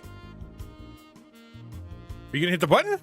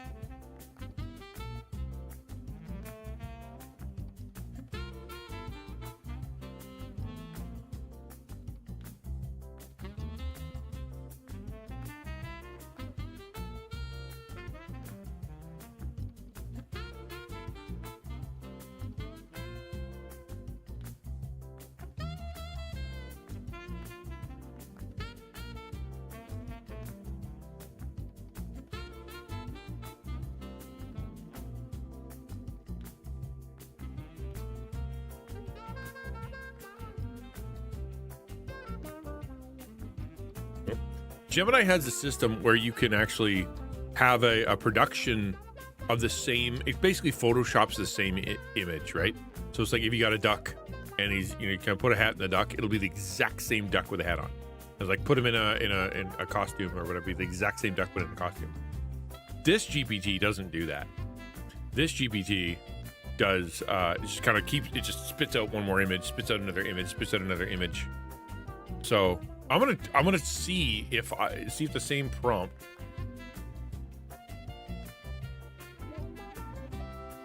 in Gemini would work better.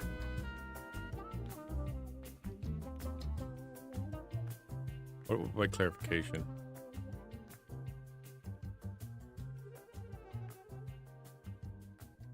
Give me some images, because it's a little slicker. I want to see it as an image, please. I was like, here, I'll describe it to you. Cetus has a search for Google Images.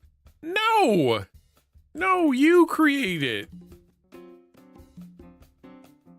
I think it's because I'm not on 2. All right, let's try that again.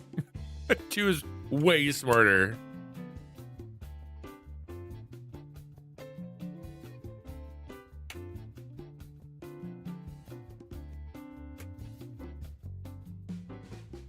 There. That's terrible.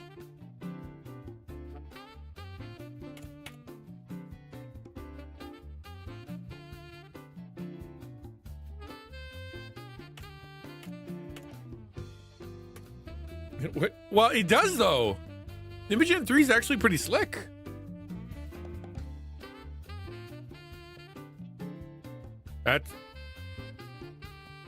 It's supposed to be by a lake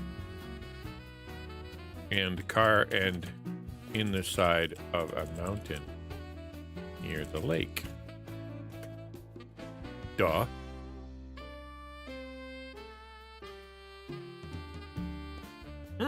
There we go.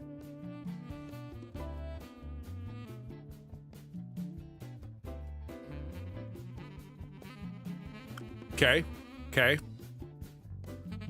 It's a lot simpler. Can you fancy it up a bit? I'd like it to be cherry blossom themed.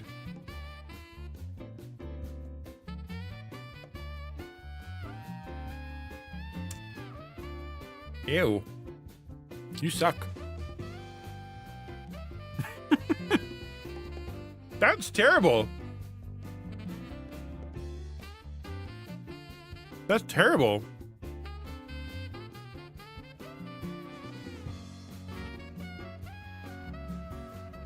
Okay, all right.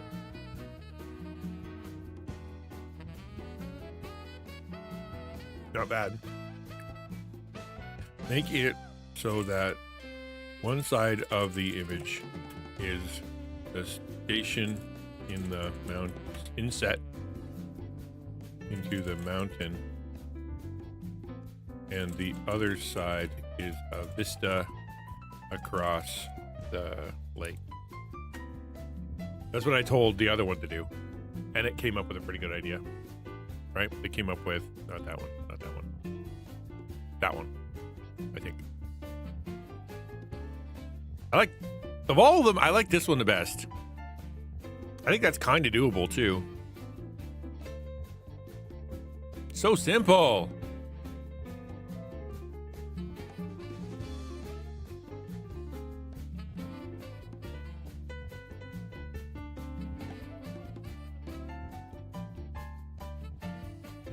Something a professional Minecraft designer would do. Because this is just like, bleh.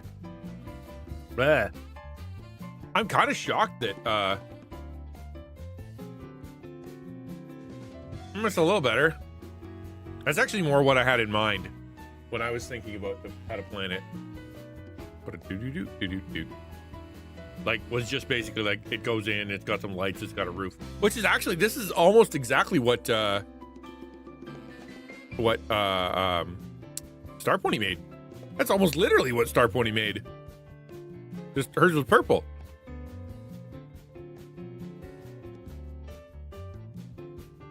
Okay, one more try. You're having it in the lake, but the station is supposed to be up the mountain a bit, overlooking the lake. Right? I mean, if you said, search the entire internet and put together the most professional looking train station you possibly can, and it came up with Star Ponies, that's something. So basic. Make it look nicer and more complex.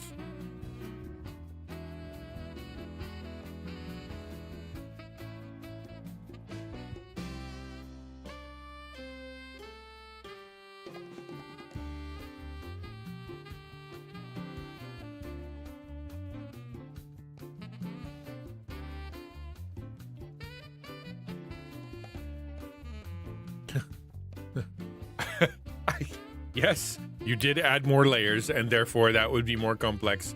You suck, Gemini. You're bad at this.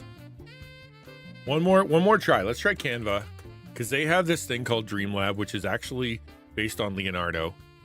So I'm going to give it the same prompt that we started with. Because it's an image thing, it won't need me to say, go make an image. Paste. Be smart, try it. Okay, go. Problem with this one is it doesn't do like iterative conversation. You have to kind of clarify your own thing.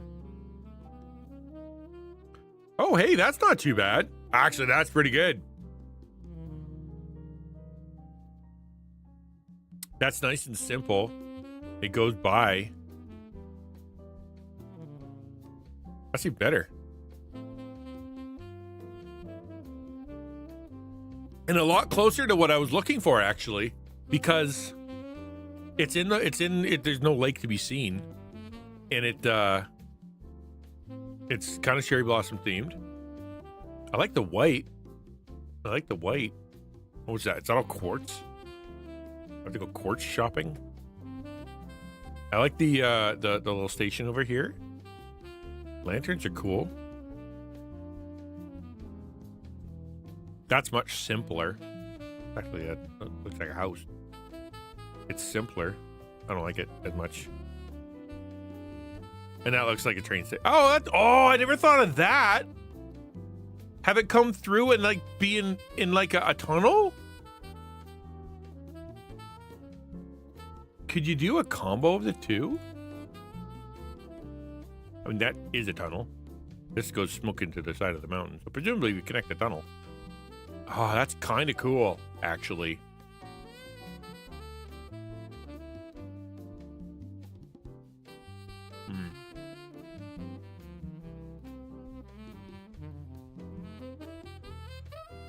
Let's see if we can clarify a little bit.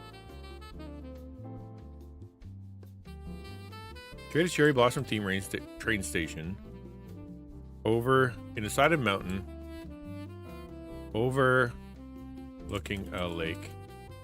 You know, Minecraft, cherry blossom, overlooking a lake.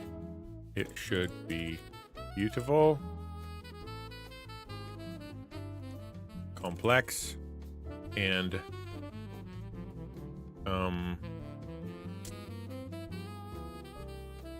something a professional Minecraft designer would make. Let's see how that goes.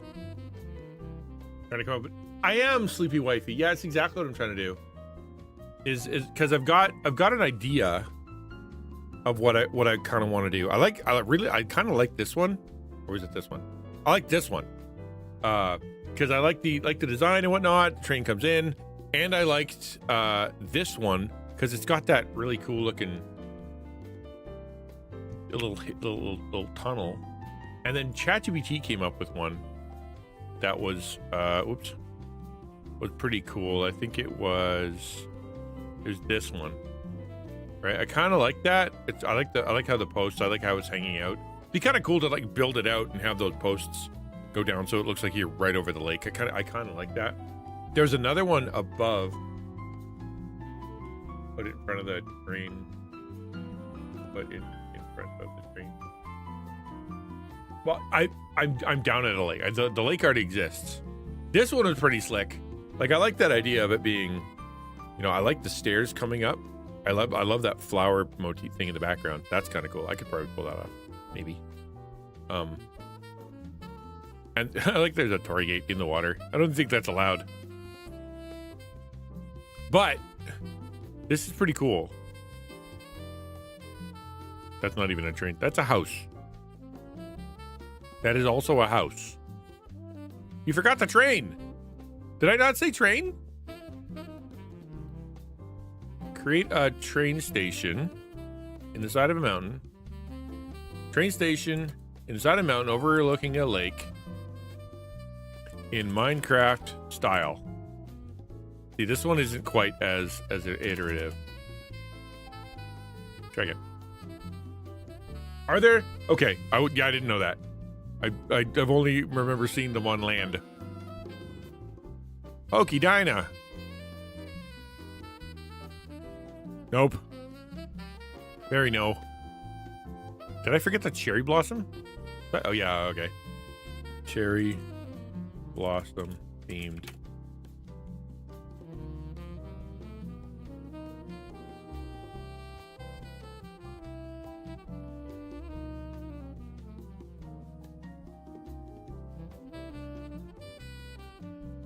That's not cherry blossom themed. No, there's that. That kind of is. Ooh. Well, that looks like the white one that I'd created before that I saw in the other one. So I guess we could, why don't we just use a couple of these as inspiration? I like that one. Put that over, put it in the old downloads folder.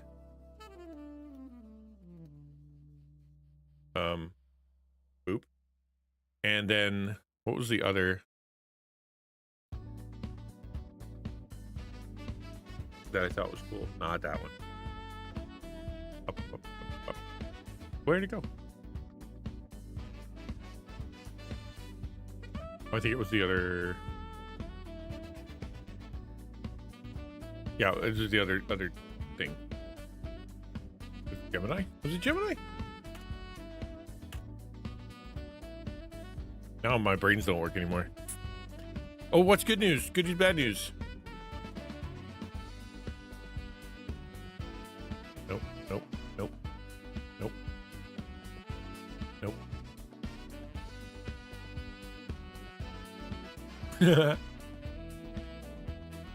Hold on. What did I do? Oh no, it was on here.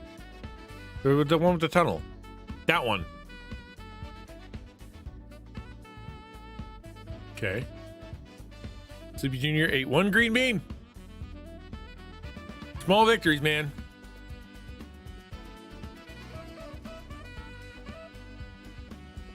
And I kind of like that one. Okay. I guess we could just use two.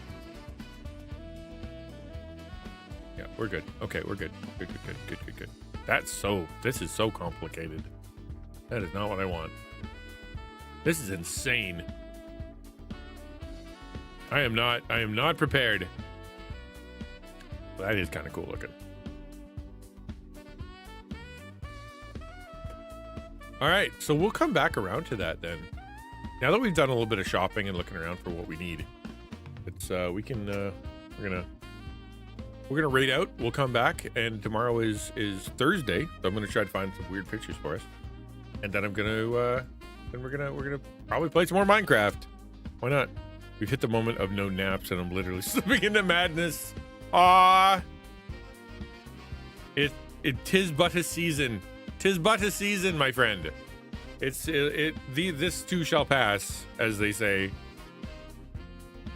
But yeah, I hear you, man. That's rough.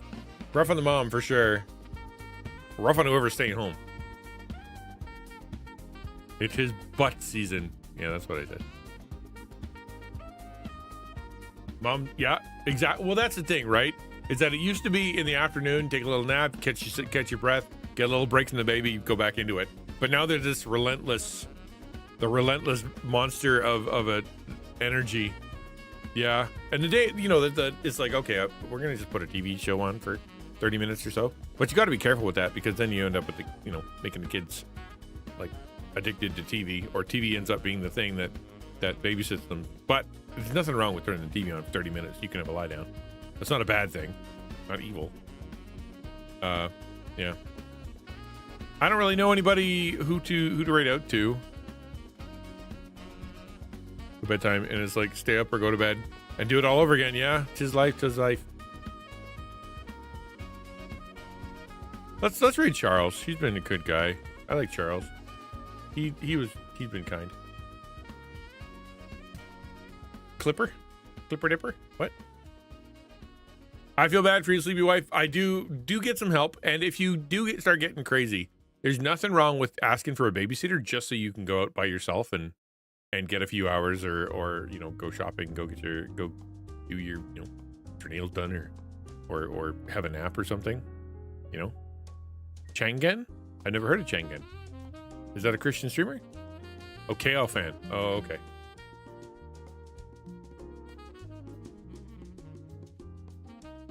Hold on. I will cancel the raid. And then we'll KO fan. I know. Okay, there you go. Sure, why not? We haven't rated her in forever. All right, dudes. As I said, please share my stuff. Please check out the website and sign up for the newsletter. And I'll see you tomorrow. I'll try to find some weird stuff for you. So it should be fun. Thanks for being here, dudes. I hope you had a good day. I hope the Devo was helpful. I hope the stream was at least a little interesting, even though we're kind of chasing our tails with that train. I don't think we got much done. But we did science. That's what matters. Science. We're smarter. We're 10% smarter than we were before stream started, right? I appreciate it, Shadow. Thank you for being here. I'll see you guys tomorrow.